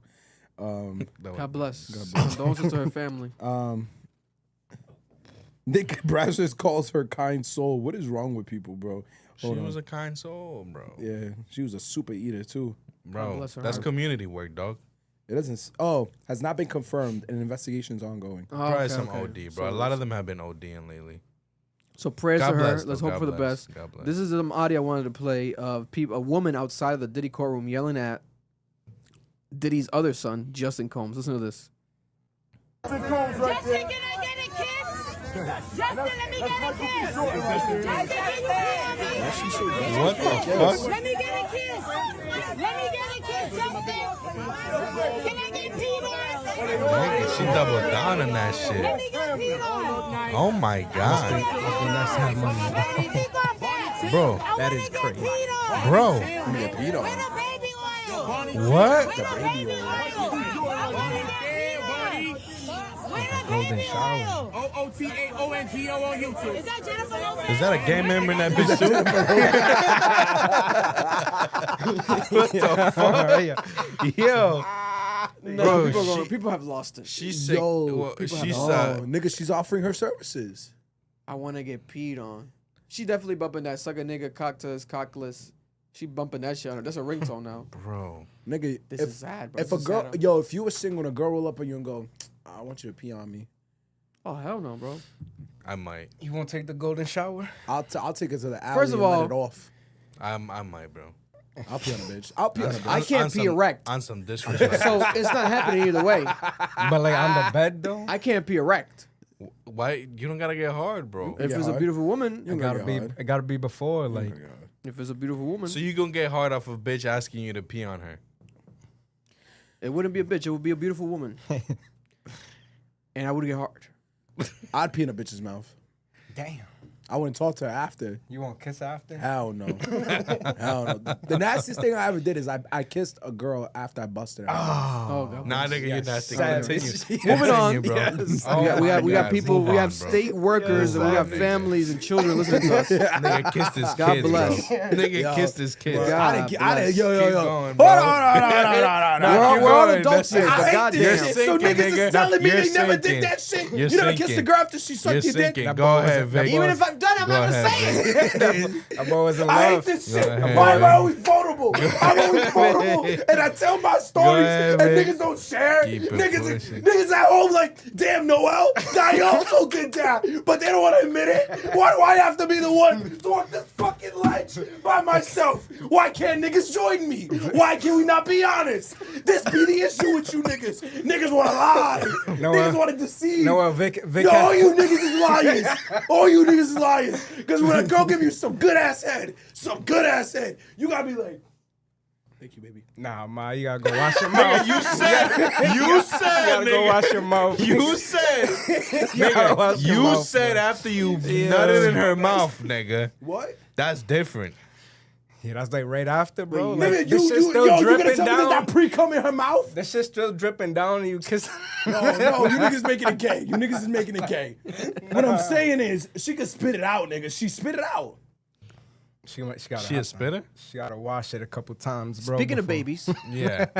there's a brand new video. Yeah. For those who don't know, Ashanti and Nelly is a prime example of the best double back to your ex and lock her down in the history of life. Nelly has gotten Ashanti, and she's pregnant, having his kid, had his kid. They have a brand new TV show on Peacock, right? The whole season's out, and there's a clip that's gotten a lot of controversy because Nelly is admitting to not being a involved father, that he doesn't want to change diapers, etc. That's all on Ashanti, right? Now, when you look up for more context, obviously, Nelly's age, Nelly is 50 years old. Damn. Nelly might look young, but Nelly is 50, right? Ashanti's age, right? Ashanti's 44. These are definitely older people, so one can be like, oh, because a lot of times when they're older parents, they might be like, that's their way of like, oh. They're also rich, but I'll let you guys judge it from just hearing it. So here's the clip. A lot of people have been deleting it from online, but it's here. I won't show it, but I'll let you guys hear it. I don't think they deleted the episode, but Nelly, you said it, so you're going to have to stand on it, brother. That's a lot. Well, listen, it's all you. I ain't Put the Bluetooth up whenever you get the chance, because this shit's low. Absolutely not. I know. Until he can say, I'm hungry. Until he can say, I need to use the bathroom. It's going to be a lot easier. But as soon as he started walking, I told him, I said, enjoy it. Because as soon as he gets to walking and talking, he with the crew. I'm trying to understand how is it that you sleep through when he starts crying? Do y'all really be up at night? I heard about it. You know what? It's absolutely ridiculous that you'll still be dead asleep and he'll be mad loud. But I don't even hear y'all, man. That's ridiculous. So Nelly's admitting to he doesn't want to change diapers. He doesn't want to be a type of father that's there, like involved when the child's a baby, etc. This is is this his first child? No, right? That's a good question. Because he's acting like his first child. That's what I'm thinking, right? Does Nelly? It might be, because I would feel like I've seen Nelly's kids. I wonder why though. Like, is it being like a machista type of thing? Like probably. Like, bro, it's your baby, bro. Oh, Nelly has 5 kids in total. Damn. Whoa. I think he has 5. So yeah. clearly he hasn't been around for the other ones either. Yeah, like he must have not like that must be his thing. I think that me personally, as a father and as a parent, I disagree with the style and selection of parenting completely. I think that you have to be involved. You should be involved because it takes two, right? Like you have the mother carrying the child for 9 months. I can almost confirm if he's not changing diapers, Nelly might have not even been at the appointments with Ashanti. You know what I'm saying? Like, and that's his decision. But me, I would never be that type of parent. I would never be that type of person. I feel like you have to fully commit to the situation because it means more, right? Especially to the child in the long run. Except you get to be a part of the full experience. Like, oh, it's disgusting because it's poop, it's pee. Bro, it's your child. Like, and you wipe your ass every day. Yeah, you wipe your own ass every day. Like, how many times have we all wiped our ass and gotten some shit on our fucking thumb, on our thumbnail? The toilet paper. Some toilet paper. The finger goes through the toilet paper. No, I don't. That don't happen to me, bro. It's gross. Aggressive ass. That shit happens. You niggas. Hold on. Aggressive ass. Why is your thumb in there? Yeah, why is your thumb in your butt? Why is your thumb Why in is your there? thumb in your So butt? the nigga cock to his cock lips. Why is your thumb in there? How the fuck you wiping, nigga? You be wrapping the toilet paper in your thumb, just be fingering it. You gotta get the full palm vibe. Go in there. Full palm. Gotta go in Every there. finger gotta touch it. You gotta go in there. You know what I'm saying? The full hand. The full hand. Nigga be in there. Nigga be in there having fun. But I think it's just wild. Like, also, it could just be content. He could just be saying this on the show, just to say it on the show, because it's like, oh, people are gonna not like it, and it's not huge a deal. But I think that He don't sound serious about it. I think we should set example though. We should definitely set examples, especially because this influences other fathers.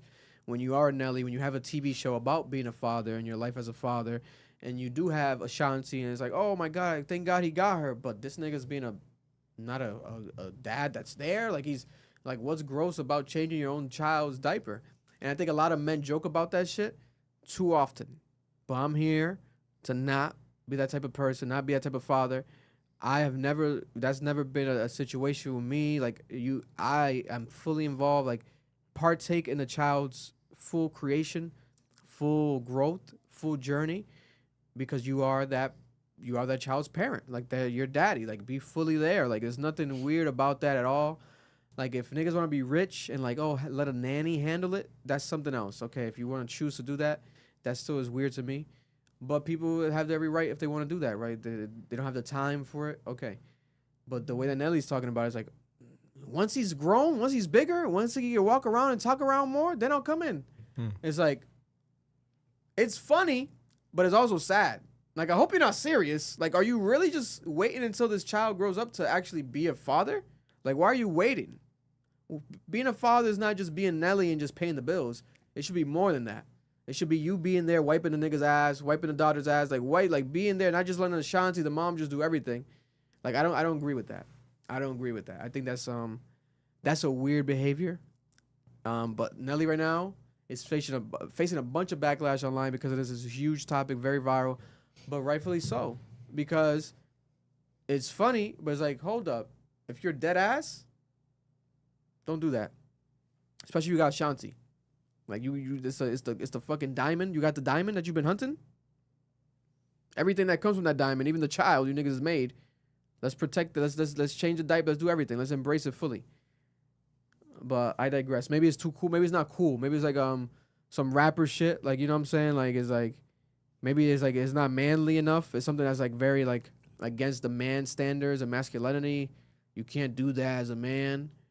I don't fucking know. But I think that's the opposite.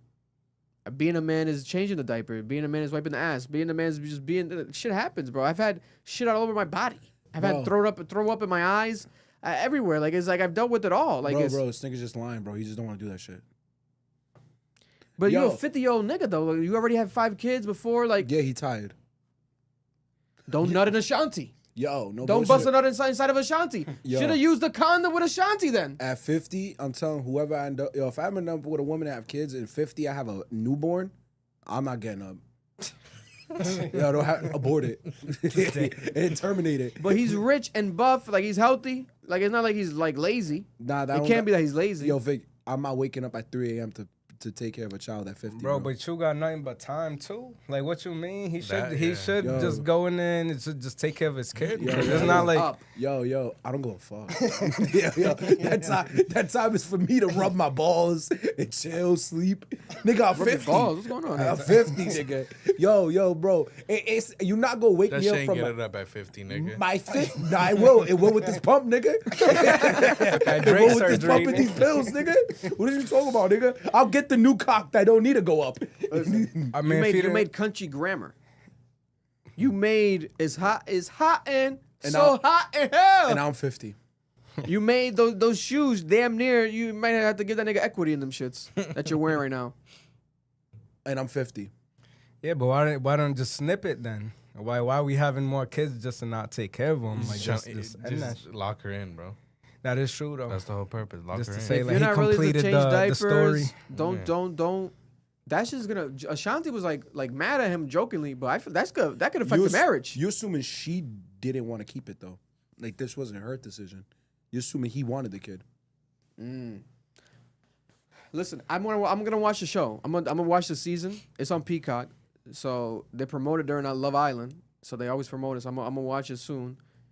But I think if they open up about that, it'll be pretty cool. Like to see them vulnerable about that whole aspect. Like, was the baby, because at this age, they already have, kids. I'm not sure if Ashanti does, but I know he did. So it's like, to make that decision is like, whoa, do you need this? No. So why do this? But God bless, because that is a powerful thing. Ashanti having kids at 44 and him at 50 and having healthy kids at 2 is like, it's wild. But be there. If you're a parent, just be there. Changing diapers, all that shit. Let's not make it normal to just be like, yeah, he fuck. I don't know. I don't fuck with that shit. That shit was weird. But God bless. Joe Budden is called the Podfather for a reason. And he's showing people why after revealing the numbers that he is generating, not on his podcast, but on his Patreon, right? So this is without the Prize Picks deal. This is without his YouTube money.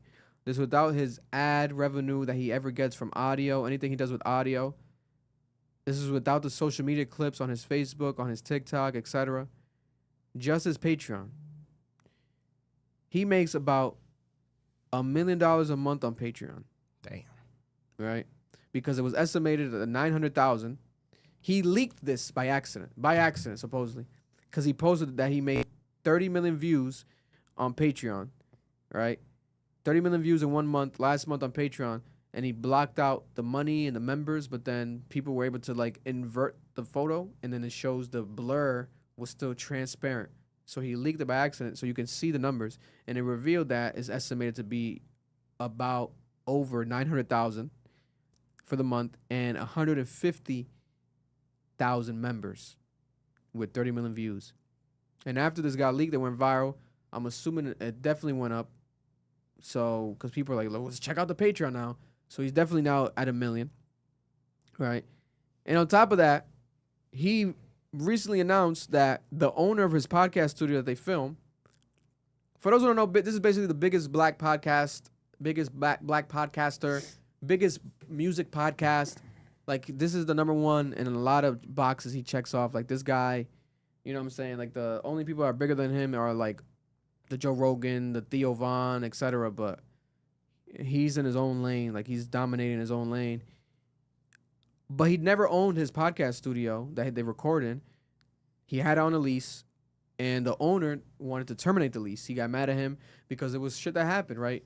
Remember, he sleepwalked with his dick out, naked, while he was sleeping, resting inside of his podcast studio, which is like an apartment condo in New Jersey, and he walked down the hall, and then the neighbors already had a beef with him, and he sleepwalked naked, and the neighbors already had a beef with him, used that as more ammo, like, oh, now you're sleepwalking naked over here? We got you on camera. They tried to do a whole case. He won the case, but it drew more issues with the landlord because it's like bad publicity for the space, et cetera, et cetera. He terminated the lease. But what Joe Budden decided to do was he bought it. I thought he bought the building. I guess he bought the apartment. I guess it's possible. Maybe it's like a special. It might be like a condominium he was renting. Yeah, condo. It might be like a condo because I think you could buy it separately. The shit was not cheap. I doubt it was cheap. I don't know. You know what I'm saying? Shit might have been $1 million up. He don't, come on. He don't makes care, $1 million a month. That's 1 month on Patreon alone. He has a Rolls Royce. Off of one fucking Crazy. media. Bro, he has a Rolls Royce. He just bought a Ferrari. Or it was I think it was a Ferrari. Nigga has a Rolex that he just bought. I think he's rich, bro. And he has like 5 or 6 people on his podcast. Let's say he just pays the 5 or 6 people on his podcast $50K. $50K each. A month, yeah. Which is like. It's $300K. It's $300K. And that's just like what? That's like One a third of making. the Patreon only, just the Patreon. Yeah. Bro, one media Crazy. fucking pays for everything. And he's not paying them that much. I don't think he's paying them that much. I don't think so. You don't think he's it's paying more them than that? differently. He's I think paying it's them less. differently. Including the YouTube money, all that No, stuff? it's You all don't think he's different. getting all that? Less. Nah, because he also gets prize picks, which is like 10 mil, most likely. I think what he does is he pays them differently. I think that's why Mel and Flip are the way they are. They probably get paid the least because they're the newest. The newest, yeah. Yeah, and then the rest of them are getting paid more. Like Ice and Ish are getting close to 50, without a doubt. I don't think so. They've been there for 2-3 years, bro. They're getting close to 50. I think that's A low, month? though. Hell no. No, yeah. I think. Because Because you gotta think about it, because the way Joe's probably thinking about it is like, bro, if we're being honest, reality is this. They're not getting that anywhere else. A month? Niggas will make that in a year, bro. We're talking No, about a month. that is no a more. people make that in a month.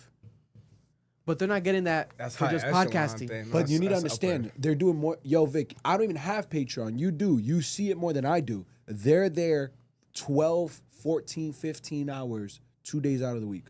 Oh, yeah, Doing they pump consistent Today content. they dropped the Pod Wives shit with the woman. They're doing Pod Wives. They're doing the fucking Ian. I mean, it and depends Mark how much shit. involvement they got, though. They're doing a bunch of shit. They do interviews. Nah, yo, Marlon. No, they do a lot on they the Patreon. do a lot on the Patreon. So they do a bonus. lot. They drop the podcast early on Patreon. For those who don't know, they drop it uncensored. They drop it. They drop an extra podcast a week, 2 extra podcasts a week. that are only on Patreon. Bless you. And they also drop vlogs that are like a show, almost like the Office type style vlogs, behind the scenes of the podcast once a week. And here and there, like once a month or so, they drop the Pod Wives, which is the wives of the podcasters talking, almost like a therapy session type of podcast. Which is pretty cool. So there's a lot of content on the Patreon. So you get your money's worth when you're on it. Don't get me wrong. But again, he's also making more than what he posted. Because it's like Erlen said, there's YouTube. No, like I said, once that post went up, nigga, that shit went up to 1 million. I'm telling you right now. That shit went past 1 million. How much is the thing? It's 25 for like the middle tier. And Let's say what's tier. the most expensive one?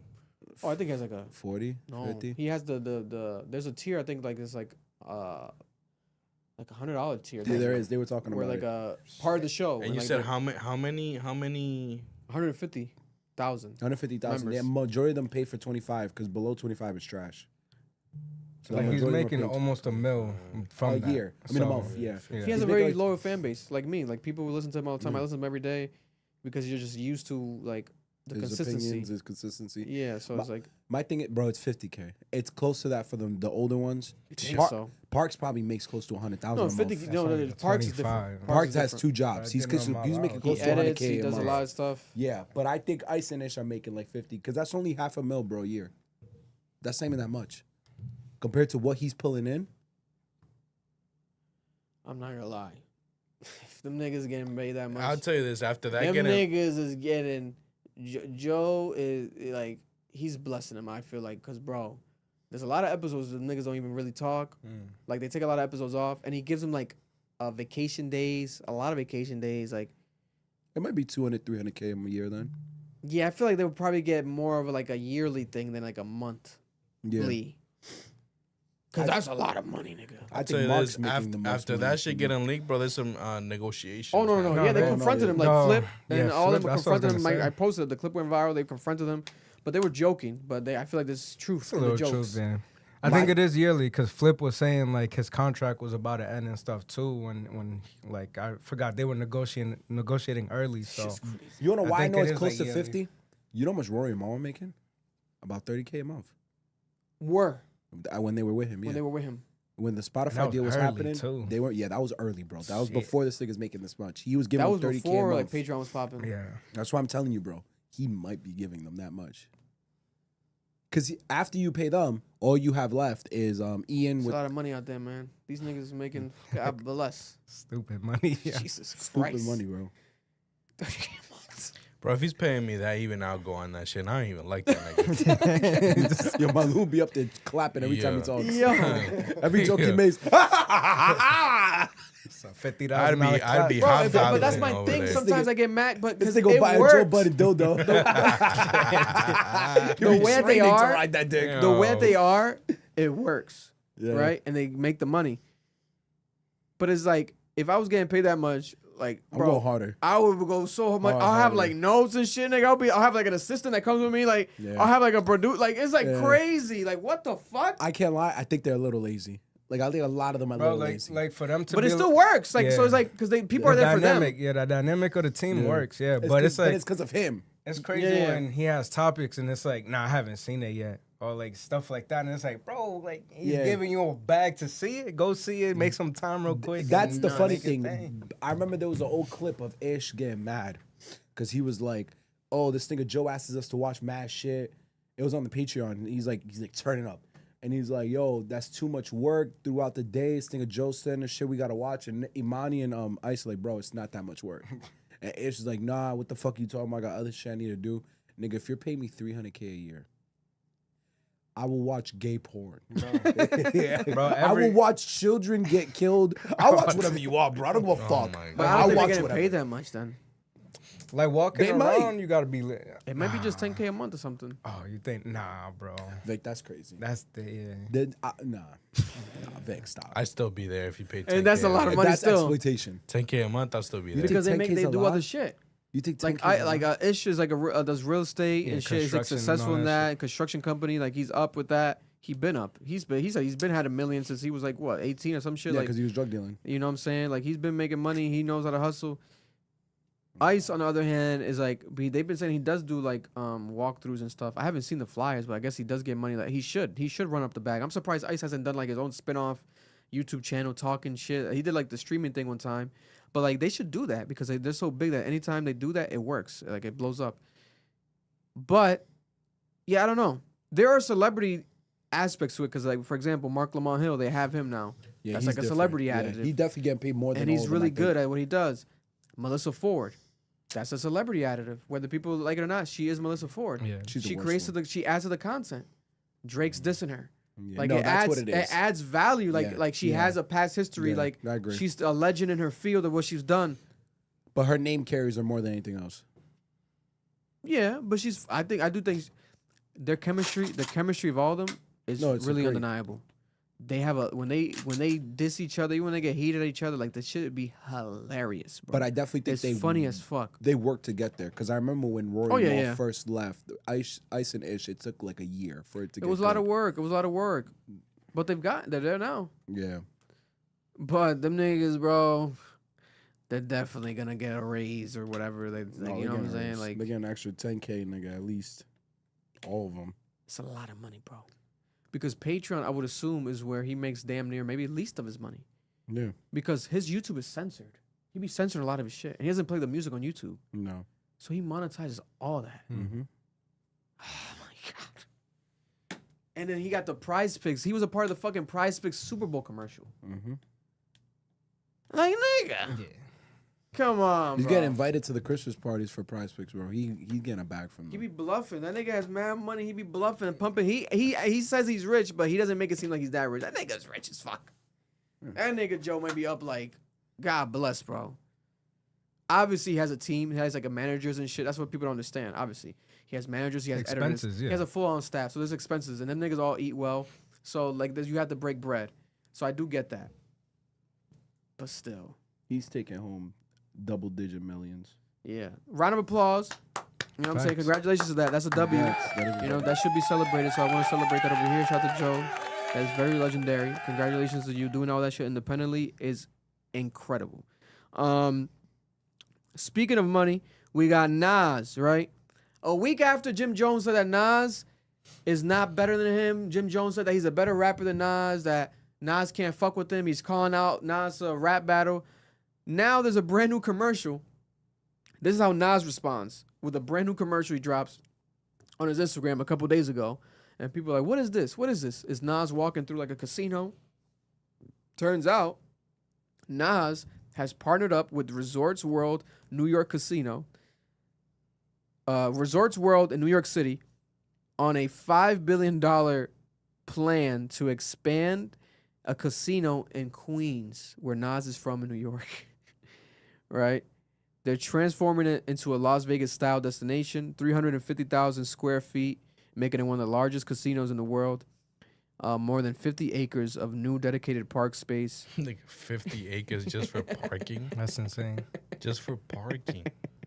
Yo, this sounds like a Bro. hell of a I didn't know there was that much gentrification, land in nigga. Queens, That's all I bro. know. They've officially made the bid to make this happen. It's not officially happening, but the plan is there. They've bidded for this plan to make it happen. They partnered up with Nas to basically be the face of this casino. Nas, quiet as kept, has made some of the best investments in the history of hip hop. This guy invested into Ring before it became Ring, like the doorbell camera company. That's just up billions. Like, I think that guy went on Shark Tank, and Shark Tank like denied him and everything. Yeah, then Amazon bought it. Nas invested in him. Nas said, no, I'm gonna put some money. Nas is a part of that ownership. Like, there's a bunch of, like, let me just look up a couple of the other ones. What I think he companies? invested in crypto. I think it was he invested in one of the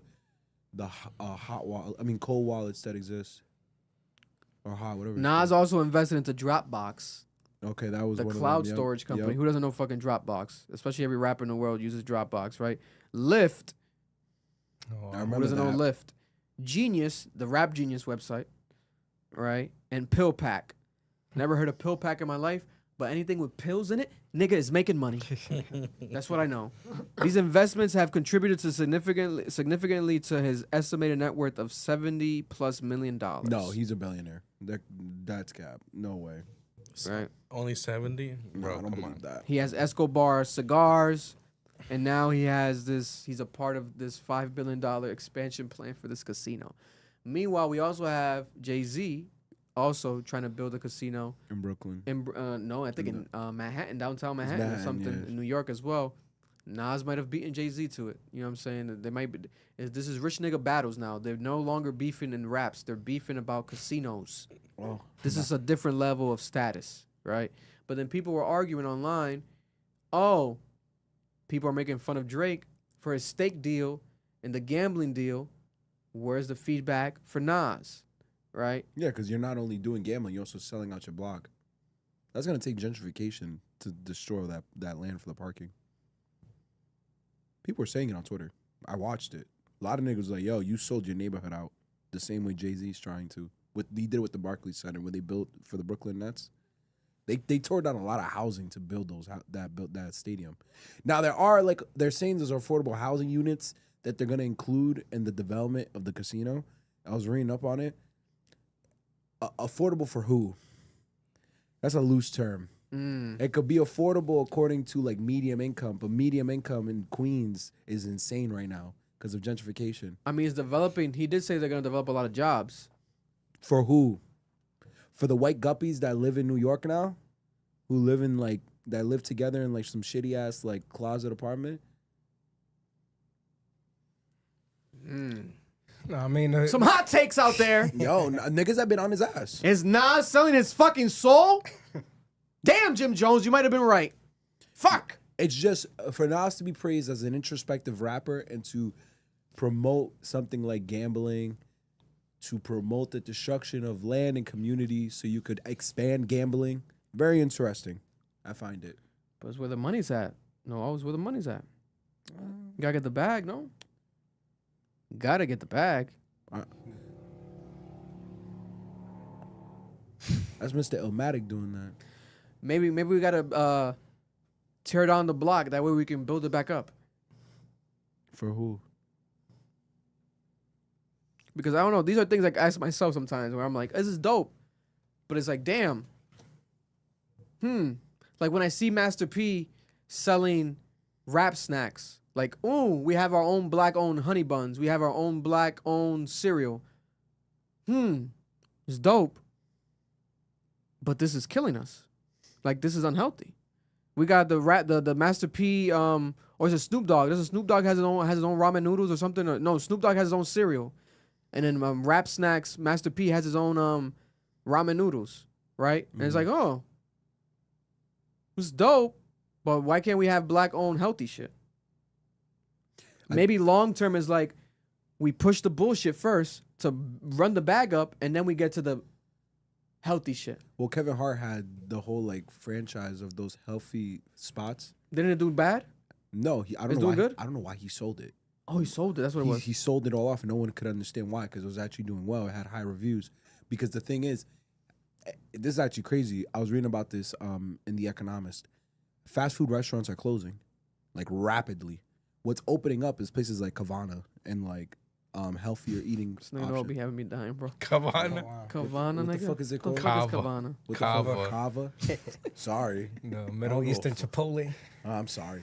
But Kava. Kavana. You might have to write that shit down. I'm Take gonna someone's have gonna to take your idea. before you take it. Kavana. So Kava, tropical smoothie, whatever the place is called, Yeah. they're actually like their market value is increasing, and that type of investment is growing in the market. I believe space. it. A lot more people are eating healthier options when it comes to fast food. So like McDonald's and shit, BK, they're losing a lot of their like equity holding in the market. I believe it, bro. I believe it. It's Listen, about time. It's about time. it's about time. It's Yeah. like people, you know. Red Lobster was almost out of here before they did that fucking sea boil shit.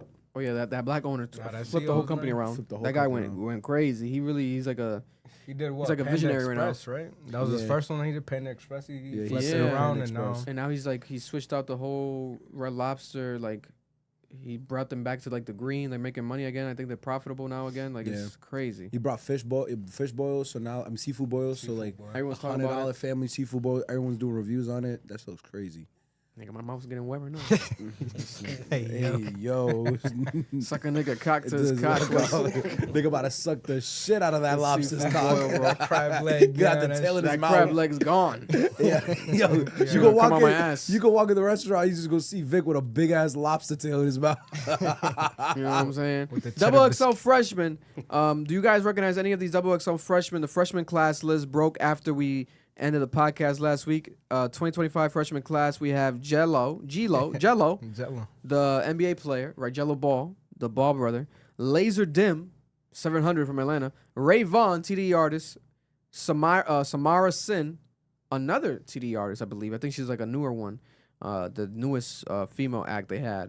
Or she might have been signed for a little while, but she's like the newest one that they're exposing, I believe. Correct me if I'm wrong in the comments. Nino Paid, Low Shimmy. You know, guys know Low Shimmy, like the song he has with Brent Fayez. You know, me. I love him. You know, 1900 Rugrat out of Florida. You guys know that the white rapper out of Florida? Yeah, I've heard of him. YTB Fat. I've heard of him before. Is he from DC, I believe? I forgot. Baby Chief Do It. I think he's from Chicago. A lot of bullshit names. Ian, That Tyler makes- Creator's favorite rapper. And we have Eam Triplin. Shout out to Eam Triplin. I think Kyle Rich still hasn't gotten in, which is crazy to me. People on Twitter, it was trending like, oh, I don't know none of these people other than Jello. I'm like, No. first of all, I don't know if it's a hot take or not. I don't think Jello Ball should be on this list at all. No. How the fuck is he a freshman? Because of one song? It's two. It's two, nigga, but in reality it's one. It's one, and also is your dad and the fame that you've gotten. Yeah, and your brothers. But it's not like he doesn't have like a dope performance. Like there's nothing else other than just the song. Nah, he performed Rolling Loud. It was all right. It was horrible, bro. The nigga performs horribly, and it's okay to perform horribly because you're just starting off. But there's no sense of like, hey, what's she saying? Can you? Hey, it's not like, oh, this nigga's a star. This nigga's up next. I think it's just Double XL doing that shit for clicks and for clout, because it makes more attention to the. I was to the, legit to the about list. to tell you, yo, this shit still exists. Say it again. I was legit about to ask you, Asking me like, if okay, this shit okay. still exists? Yeah. The XXL freshman thing. Yeah, the double. But XL. but to be honest with you, Nigga, that magazine will go bankrupt. this that doesn't year. matter. This list no longer matters. This has no impact like how it used to. No impact. This has no impact. No impact. There was a point in time where this shit would like shake the culture, etc. Yeah. Right now, it's just like, oh, it happened and we forgot. You know what I'm saying? I think But last time that shit made impact was like 2017, 2016. yeah, 2016. The little Uzi and stuff Fucking and 21 X and Savage shit. yeah, you know. But I think it's dope to have platforms, obviously, that highlight up and coming new acts. So this is one of those platforms still, because even though it doesn't have impact, the conversation around it is the conversation about how it doesn't have impact. So it's like it still is relevant, ironically, because of the fact that it's not relevant. You know what I'm saying? Like that's every fucking year. It's like it's always the You same fucked conversation. up again. Yeah, we fucked up again. But I will say, I think the best rapper out of this here, with the most potential and the brightest future, who I think 10 years from now, You say Ian, I'll kill you. He's gonna say Ian. no, I would say Ray Vaughn. I think Ray Vaughn. I think Ray Vaughn's gotten a lot of attention right now with the Joey Badass beef. I think he has a dope album that he dropped this year. And it's early in his career. So I think that he has a bright future, because if you got all this shit and you got people like Kendrick Lamar in your corner giving you advice on speed dial, I think you have a bright future. I'll put my money on Ray Vaughn. Other than Ray Vaughn, I do fuck with Eam Triplin. Eam Triplin, for those who know, he's a producer who became a rapper, and he produces his own shit. I believe he's had hits as a producer too. I'm pretty sure. But he's fire. Shout out to Zay. Zay's like done like all his like styling. Nelson also has helped with like merch designs and like album covers and shit. He's fire. I really like him a lot. Those will be my two. But I don't think it's complete strangers. Like I know Ian. I know 1900 Rugrat. I know Lou Shimmy. I know Laser Dim. Laser Dim's been like all with all the streamers and shit. Like he's like he's relevant. You know, he's here. He's been dropping music. He has like the unique sound. But those will be my picks. Do you guys have a pick? out of these people, or you guys just gonna go Jello ball? Swerve in that corner. Whoa. That's the guy. That's how he's gonna start off his. That's the biggest song out of all of them. Don't get me wrong. Like all of the people here, he has the biggest song. That's just. No, I don't. No, Ian has bigger songs than he does. You think so? Yeah. The Magic Yachty Johnson? song, Ian has Magic this. Johnson. What's the other song he has? the one with Yachty. Probably. But Whoa. shout out to the XXL Freshman. Crazy. God bless. And that's all, folks. Let me just do because we did it. We did all the main topics. Unless anybody in the chat, any breaking news, let us know in the comments. Aside from the corn star that allegedly passed away, but I have a couple local stories to break and talk about real quick. What are they saying? No, it's Edwin. Edwin bought a plant, and this nigga Keaton, Plant? Yeah, so he hit me up about it. He's like, "Oh, what plant should I buy?" I saw his post. He was like, And then Keaton's cat ate it. He put it on the ground, and Ian's cat ate all of the flowers off the plant. So this nigga, hold on, I will play the video because now he's in the chat saying, my plant's gone. Hello. What the fuck? Nah. Listen. Cats eat plants and shit? Yeah, bro. Dogs do too. They eat the flowers. It's bitch ass cat, nigga. As soon as I copped the fucking plant and put it down for decoration, this nigga started chomping at it, nigga. It's like 90% gone, bro. Bro, he was mad excited about that plant. Nigga been hitting me up for the last 24 hours about that shit. That dumbass cat ate the fuck out that plant, bro. Yo. Oh, shit. Yo, Kane's gonna have to choke his cat again. He gonna have to choke that cat out, bro. Well, listen, the cat might have heard us and he wanted to eat healthy, bro. Yeah, no bullshit. We was fat shaming the fuck out that cat, bro. Fat ass cat, bro. Fat ass fucking cat. That's a fat ass cat. Shout out to Edwin and Katen. You know what I'm saying? They got the new apartment vibe, still chilling and shit. You know what I'm saying? They checked, but they got Angela. that fat cat in that bitch. The cat is fine. It's not toxic to the cat. I hope so. Nah, listen, Angela, if you saw how fat that fucking cat is, he's immune to that shit. Ain't no bullshit. He would have ate that shit, ate it, My bro. God. Oh, man. 4th of July is coming up, guys, especially in Rhode Island. 4th of July, for those who don't remember, is this week, right? This Friday. And sparklers are legal in Rhode Island. They can get up to about 1,600 degrees. The sparks come off. Young children love to walk around, but they are very dangerous. This is what a fire marshal in Rhode Island is warning people ahead of time to maybe try to avoid the sparklers, even though they are legal, because they can get up to 1,600 degrees. If you choose to light your own fireworks, it's a good idea to have a bucket of water. This man says nearby to soak the hot fireworks. I've never even thought about that. That's actually a pretty good idea to have a bucket of water nearby, to be honest, to pour it on there. Man, I just kicked the fuck out of it. Yo, but they Stop it up. Fireworks are, because I think it's trying to talk about what's Fireworks legal. are illegal here in Rhode Island. Guys, ask me how I know. Yeah, that's basically what I was trying to get at. Ask me how I know. Shout out to court. Because the big ones that explode in the sky, the stereotypical fireworks, they are illegal in Rhode Island. But they're still all over the fucking... Yeah. Right now, we go outside right now, we're going to see fireworks. Oh, yeah. It's not even 4th of July My yet. dog's been staying in my room because of the fireworks. Nigga hates him. Yeah, so it's like... It's not Providence, and it's not summer in Providence if there's not fireworks everywhere, even though it's illegal here. Sometimes it's not fireworks, though. Careful. Yeah, no, it might be gunshots or it might be a muffler. Yeah, depending on what area you heard them, it might not be fireworks. But the fire marshals here in Rhode Island, fireworks are illegal, and they're also telling people, even though sparklers are legal, avoid sparklers. They don't want us to have any fun.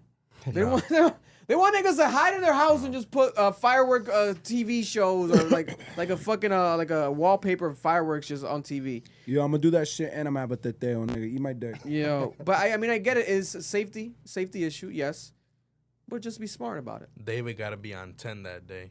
Yeah, no, David. David's on OT that day. The amount of phone calls that probably happens to the fire department that day has to be insane. It has to be insane. But if you're in Rhode Island celebrating 4th of July, just a reminder to be safe. But we spoke about this earlier. This was a wild story that broke in Rhode Island.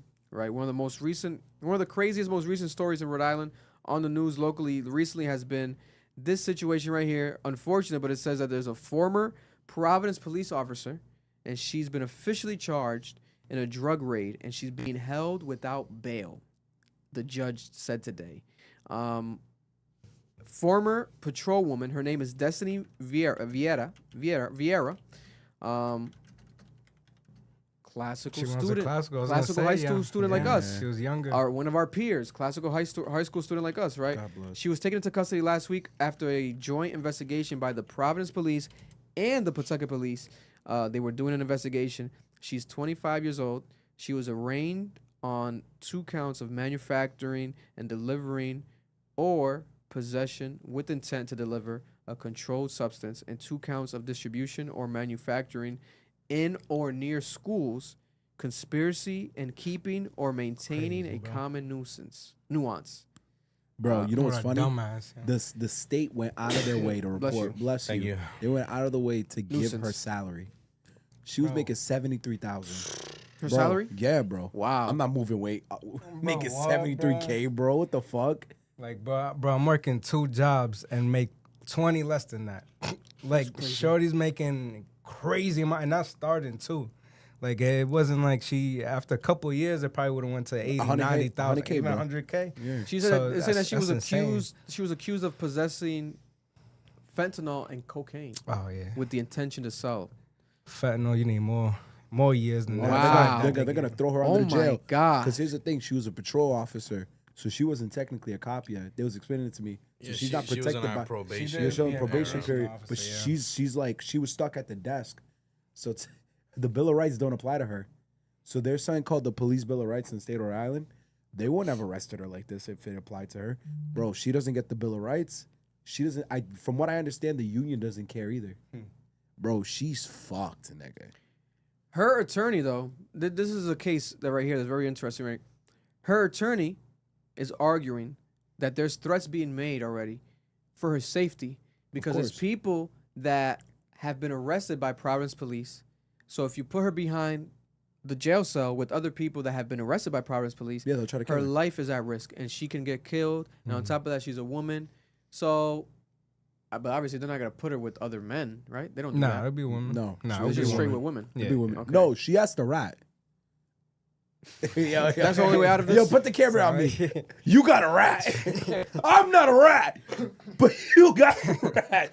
You are a cop. You're pretty. She's pretty. It's a pretty girl. Yeah. You are a cop. You are pretty. They will do very Diddy things to you, and they will Yeah, take no. your yo. You have to rat. Like I don't know if niggas felt the same way when they first saw it, but when I read that shit, I said, "Damn, she gonna have to rat." She just gonna have to graduated. rat, bro. She just graduated in September of last year. She was a probationary officer currently, so she just graduated. There's a brand new class that just came in, so scary time. That's the God bless, thing, bro. though, God bro. bless. It's like, you know, that drug money is different from that legal money. Like, what? it's one thing that you have to work hard for it, and there's another thing where in a couple seconds you're making 10, 20,000 if you're moving crazy weight. Now Yo. you're doing fentanyl and all that. Cocaine is expensive, so it's like you're moving some type of money where you don't care about this office job. You're bugging though. You're a police officer. You have more than just an office job. Like, Yo, but Erling, but that money.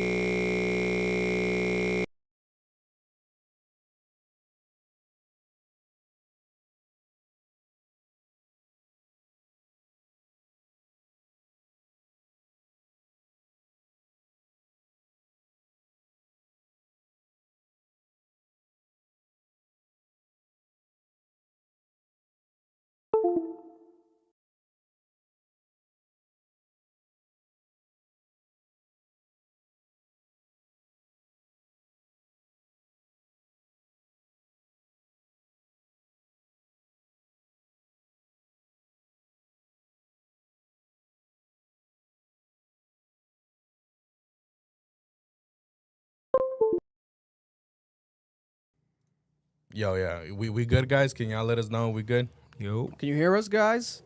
Let us know. Pardon the glitch during the live stream, during the podcast. We were playing it back.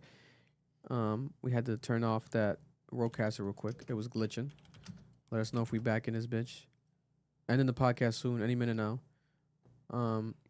I do want to say this though about this situation. Bro. Hold on, let them verify that they can hear us. Y'all got a virus. Got that virus. We good? We good. All right, we good. Okay, we good. appreciate y'all. Appreciate y'all. What was you gonna say, dog? Bro, my thing is this. They said that they had her on wiretaps. Like they had niggas on wiretaps saying her government name. If you know I'm a cop, you're calling me Estrella, you're calling me Enrique, you calling me a million, nigga, you could call me Garfield. You not calling me by my government name, bro. Yo, that's the stupidest shit I've ever heard in my life. If you know you got a cop, why would you ever say their name over a phone? Also, why would you ever say their name at all? With her got arrested. Also, he got arrested with her. This guy named Jalen Lopez, 24 years old, of Pawtucket. Same charges. They're saying he could have been a boyfriend. He could have been connected with her. Bonnie and Clyde type of vibe. He might have been the one that got her involved. But at the end of the day, she did this herself. You know what I'm saying? She got to have responsibility in this. Very sad, unfortunate, young woman, and people in the Providence Police Department are saying, obviously, hey, this is not a representation of us, right? They're trying to put that out there because this fucks up your reputation, especially to a young class. This is Oh no, this looks terrible. This looks terrible. This is horrible. Bro, they only caught her because her name kept popping up on their like wiretaps. Wow. They didn't like catch her in the act or anything. Like they were investigating them. They heard the wiretaps and they're like, oh. Don't we know Shorty? Don't wait a minute. He was looking directly at her. He was like, you're right across from her, like, is that you? Yo, imagine that shit. They're listening to the videos, they're like, it was it's like the Leonardo DiCaprio meme where he goes, oh shit. Oh, wait a minute. Yeah. My God. That's crazy, bro. Unfortunate. That's sad too. Very unfortunate, but God bless her. God bless her. God bless her. That's a wild story out of here right now in Rhode Island currently happening. We have a bunch of celebrity activity currently in Rhode Island. People have been sending me videos and photos of Jake Gyllenhaal. He's been walking around Newport. People are like, what's going on with Jake Gyllenhaal? He's filming. They currently have started the filming of the movie, the Jake Gyllenhaal, M. Night Shyamalan movie. Jake Gyllenhaal is like walking around restaurants without even cameras or following him. I guess he's also just trying to get to know the area, the neighborhood. But he's here in Rhode Island, right, trying to take in the Rhode Island culture. There's also a bunch of people spotting the Bravo TV production camera crews because they're currently filming Real Housewives of Rhode Island. It's officially started. They've seen the Housewives in Goddard Park. Yeah, that was crazy. Right, just chilling, right, fly as fuck, looking dressed up.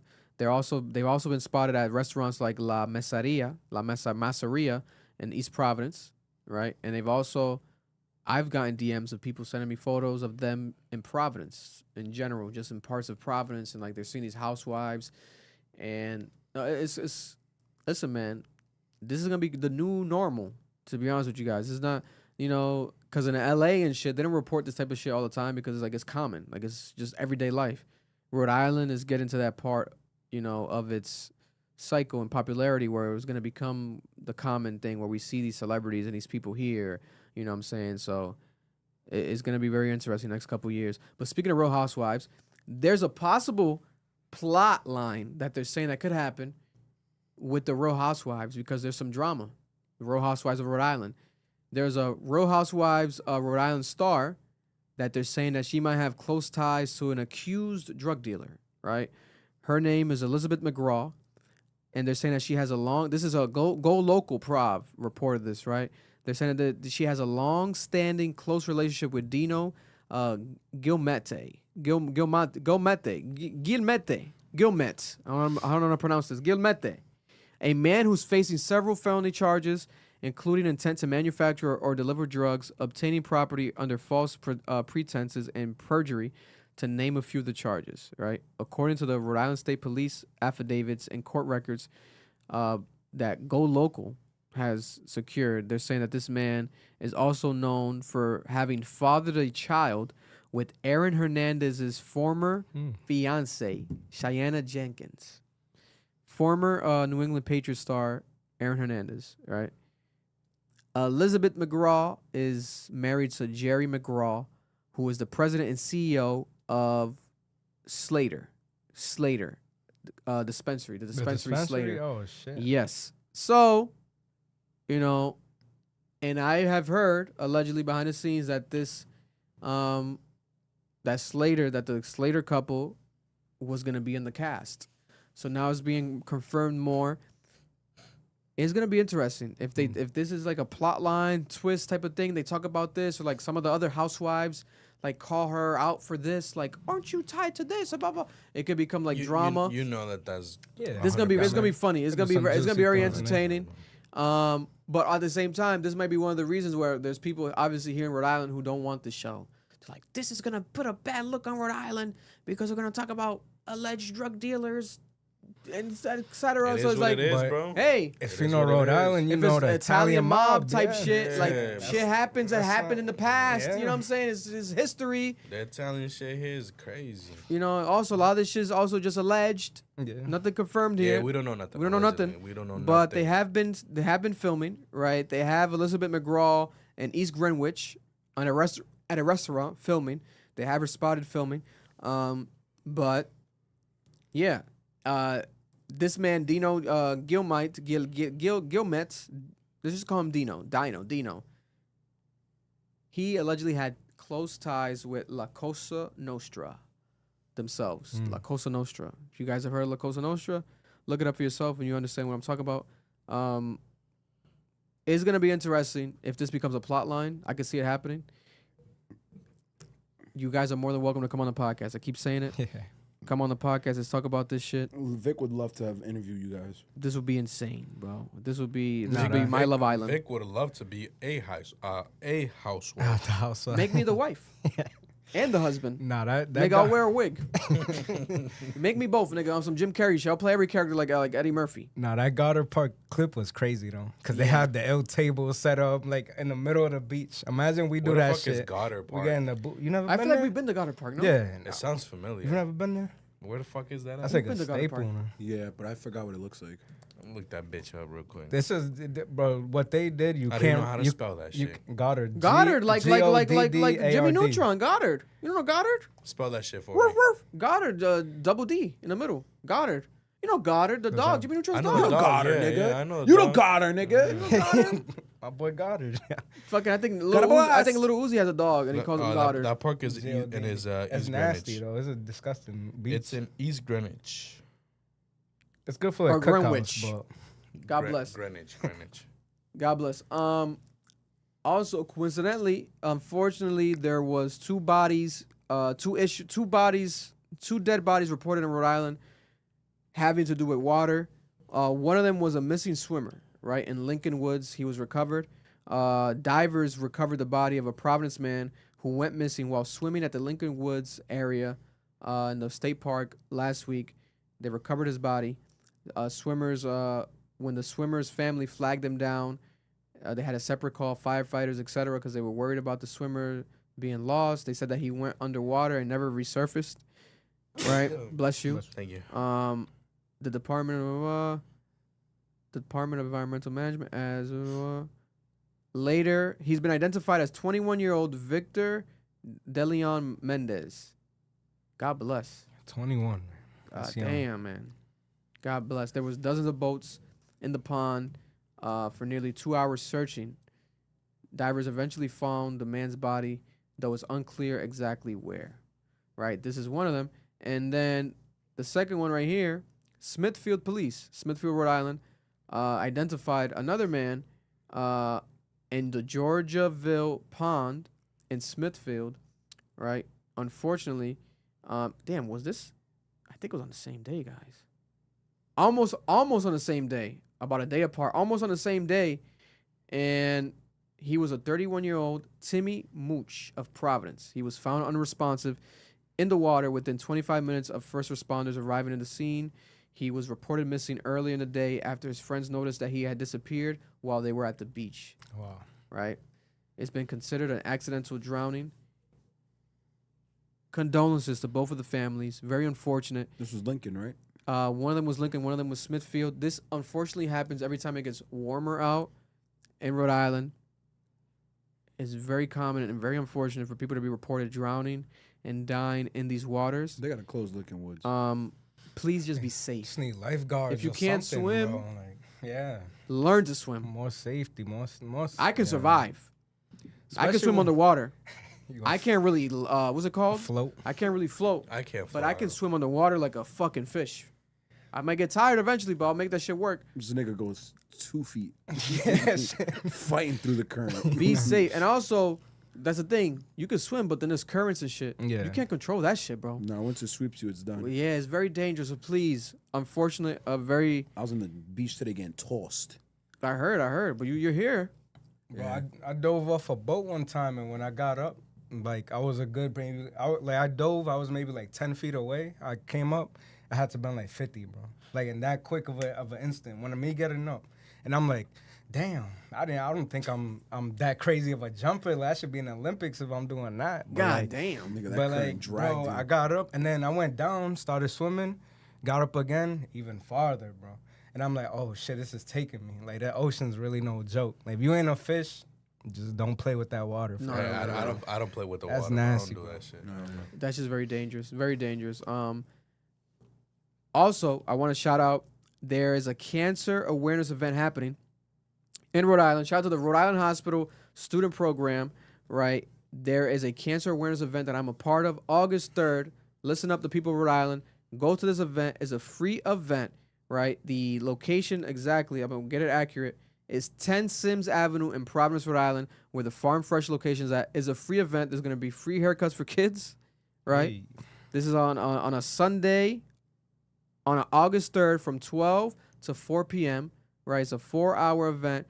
It's a community event for cancer awareness screening. There's going to be actual information for people to receive for free. Actual experts there giving you information.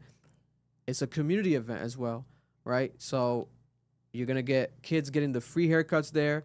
There's going to be vendors there. There's going to be back-to-school supplies there. Cancer screening information there. Music, right? A DJ there as well. I'm going to be there hosting, right, the event. On top of that, there's going to be food trucks, but actually it's free food. There's a catch. Oh, wow. You have to participate in the event, almost like a punch card. Go to the event. There's free food. It's free food, but it's going to be, you have to participate in the event. You have to actually go to the vendors, almost like a bingo type of card, punch card. There's a catch to it, but it's free food. So shout out to Rhode Island Hospital students, for this program. It's an amazing program. It's the first of its kind happening here in Providence, Rhode Island, this event. Please be there. Support it. I'm going to be doing more promotion towards it, a commercial coming soon, etc., that I'm filming for them. But this is happening August 3rd in Providence, Rhode Island, a free event for the community. Perfect timing for back to school in the middle of summer. Participate here, especially if you're interested in more information regarding cancer, regarding cancer awareness, as far as the screening, how to check yourself. If you have any possibility of getting cancer, you want to prevent, not necessarily prevent it, but in a sense of trying to be safe, early stages of it. You know what I'm saying? There's ways for you to get more knowledge. If you don't know nothing about it, go to this event, right? The cancer, it's called Cancer Free Rhode Island, the new event happening August 3rd. I told you to be there, so be there. Shout out to the Rhode Island Hospital student program.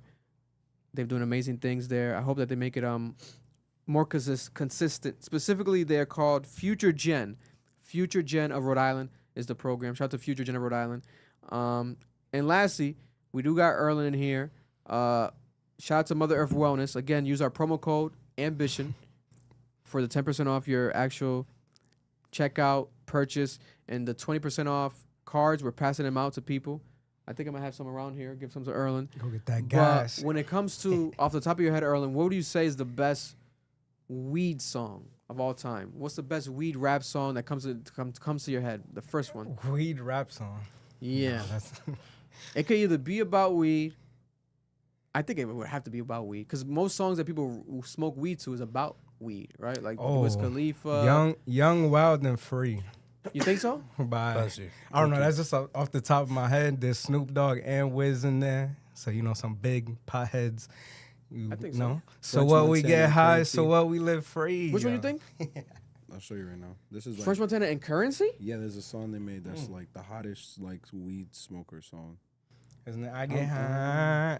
There's like a It's pothead so one that people be high. playing all the time. Like, what's the one like a Oh, because I got high. because I got high. Nah, nah, nah, nah, nah. I was gonna Well, go to to work, school, but then I got high. Who's that? I forgot who the fuck that was. Ooh. Nah, that was a bad game. What's this? It's a Oh, yeah. classic. That's a banger. So high, nigga. That sounds hard already. Nah, that's Bro, a banger. This bro. is a classic, nigga. That's a banger. In the sun. Low as possible. That's possible.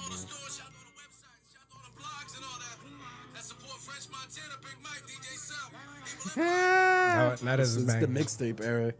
Oh, in the sun. Wasn't that the mac and cheese era? Like, Yeah, yeah, it around was there, mac and yup. cheese. You already know it. that was around there. I be I staring. think it was in there. There's a lot of like, yeah, a lot of like that. Max Montana. B, Max That nigga B, used to be French, hard. Yeah, Currency. That was So he banger. got them fucking abs. Fuck the whole shit up. Nah, that nigga's ass now. Fuck. Yeah. Yo. There's Trying to that. race I show speed and shit for $1 million. Yeah, get the fuck out of here. What the hell? Sit down. You fucking legend. Yo. Still a legend. But A lot of that Piff era music is like weed niggas. Oh, songs. weed, yeah. Like they love those mixtapes. Somebody said Bone Thugs weed song. there's a lot of Bone Thugs. But like, what's a A roll lot of up? them listen to Larry June too. No, but we're talking about all timers. Oh, you mean all time? No, it's Currency. It's Wiz. Snoop. We was arguing about it on Twitter. I'll literally look it up. I saw a list on Twitter that was accurate as fuck. Remember, nigga, I used to smoke with like real smokers. Yeah, These niggas have roll up. 4 I artists think in Wiz just got rotation. a bunch of them that I could be in that top list for sure. I was gonna say roll up, drink. That's not headshot. Drink. Nah, That's just every drug. Nah, bro. That was so Nigga, stupid. stop, nigga. With Swimming pools, like, Swimming come pools on. by Kendrick Lamar. Well, a Talking fat about one to that liquor. one. Yeah. No.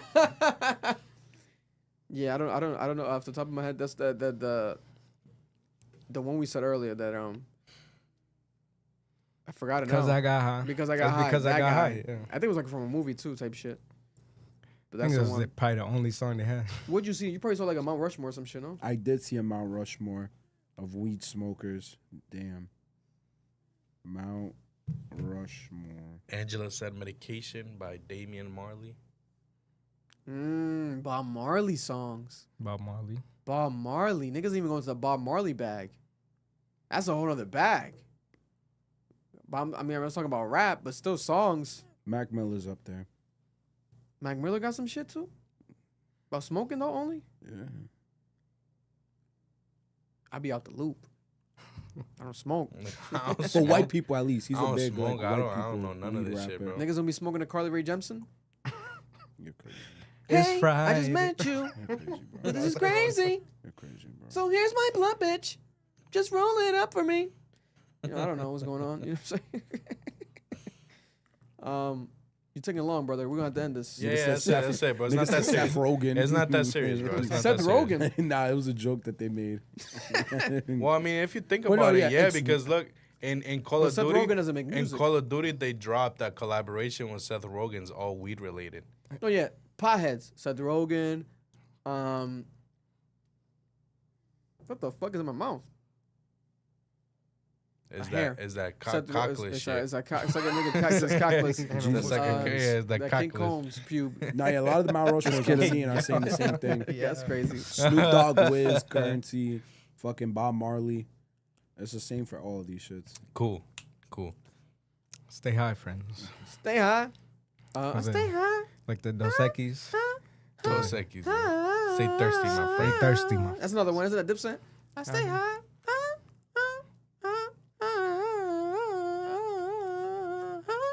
I feel like Wayne had like a crazy one too. Max B got one. Oh, Max B got joints. He got joints. He got joints. Speaker, he got smoker joints. Love you guys. Appreciate you guys. Round of applause for Erlen with a surprise today popping in. Also, Give him another 2-3 years to show up again. yo, I'll be back another year. 14 minutes. It's his birthday, but let's sing happy birthday right now to Hey, I Erlen. appreciate it. I One, appreciate it. 2, 3. Happy birthday to you. Hey. Happy birthday to you. Hey. Happy birthday, dear Erlen. Happy birthday to you. Hey, let's get more. Much love to the brothers, y'all. Appreciate it. And to the family watching out there, y'all. Appreciate y'all. Mindset in the building, bitch. Mindset. You know what I'm saying? Real quick. But that's Cap. Love you guys. Appreciate you. Episode 194. Wow. What more do you want from me? You know what I'm saying? How much like we entertain motherfuckers up every angle. Informed you guys, gave you guys a bit about everything. You know what I'm saying? We got a bit homosexual with it, but it's just entertainment. You know, we're just here to entertain. Don't look at me in my eyes when you say that shit. Well, I took the hat off. You're handsome. You You're said handsome we as got hell. a little homosexual and look straight You know in what I'm the eyes. saying? You're crazy. You know what I'm saying? You're a handsome guy, Yeah, brother. Stop doing that shit, bro. You're a handsome guy, brother. You know what I'm saying? I'm a. Huh? Damn. You What just the shit fuck was that nigga? He just shit himself. Nah, nigga's crazy, bro. Bro, in a span of 10 minutes, Noel he hit has the bathroom taken three twice. three shits in the bathroom while we were recording. I took 3 This is shits. crazy. I took Oh 3 my shits. God. What did you eat before this? Caliente. Taqueria caliente. Yeah. The tenders from there go crazy. I did the bowl, nigga. I put mad hot sauce, Oh, nigga. That shit been Oh, you don't love destroyed, yourself. bro. At all, bro. I thought you swallowed like mad water from the ocean. No, Went to the my beach. my farts smell like sand. They use at the beach by yourself? Yeah, I respect that. nigga. I was boogie boarding, bro. So you know in the boogie boards you're supposed to lay down on them, right? When you're riding the waves. Yeah. Nigga, Belly to board. Yeah, I was trying to stand, and I kept wiping out, but I finally got like 2 feet on the ground. Yeah. Nigga, I wiped out so hard, I landed on the shore in front of a white family. Them niggas looking at me with disgust. Bro, hold on. But I kept going because I wanted to like last long. Nigga, I got a crazy ass wave. I'm standing on it. Nigga, I felt like I was like Johnny Bravo, nigga. Like I was on the wave, nigga. Like flexing this shit. Nigga, you niggas is peasants. Bro, They were probably like, get this Indian ass nigga out of here. Yeah, that's fuck you, nigga. Don't use that joke. Yo. This wet Indian from the fucking beach came out of nowhere. Bro, nigga, bro. First of all, hold on. Indians are not built like this.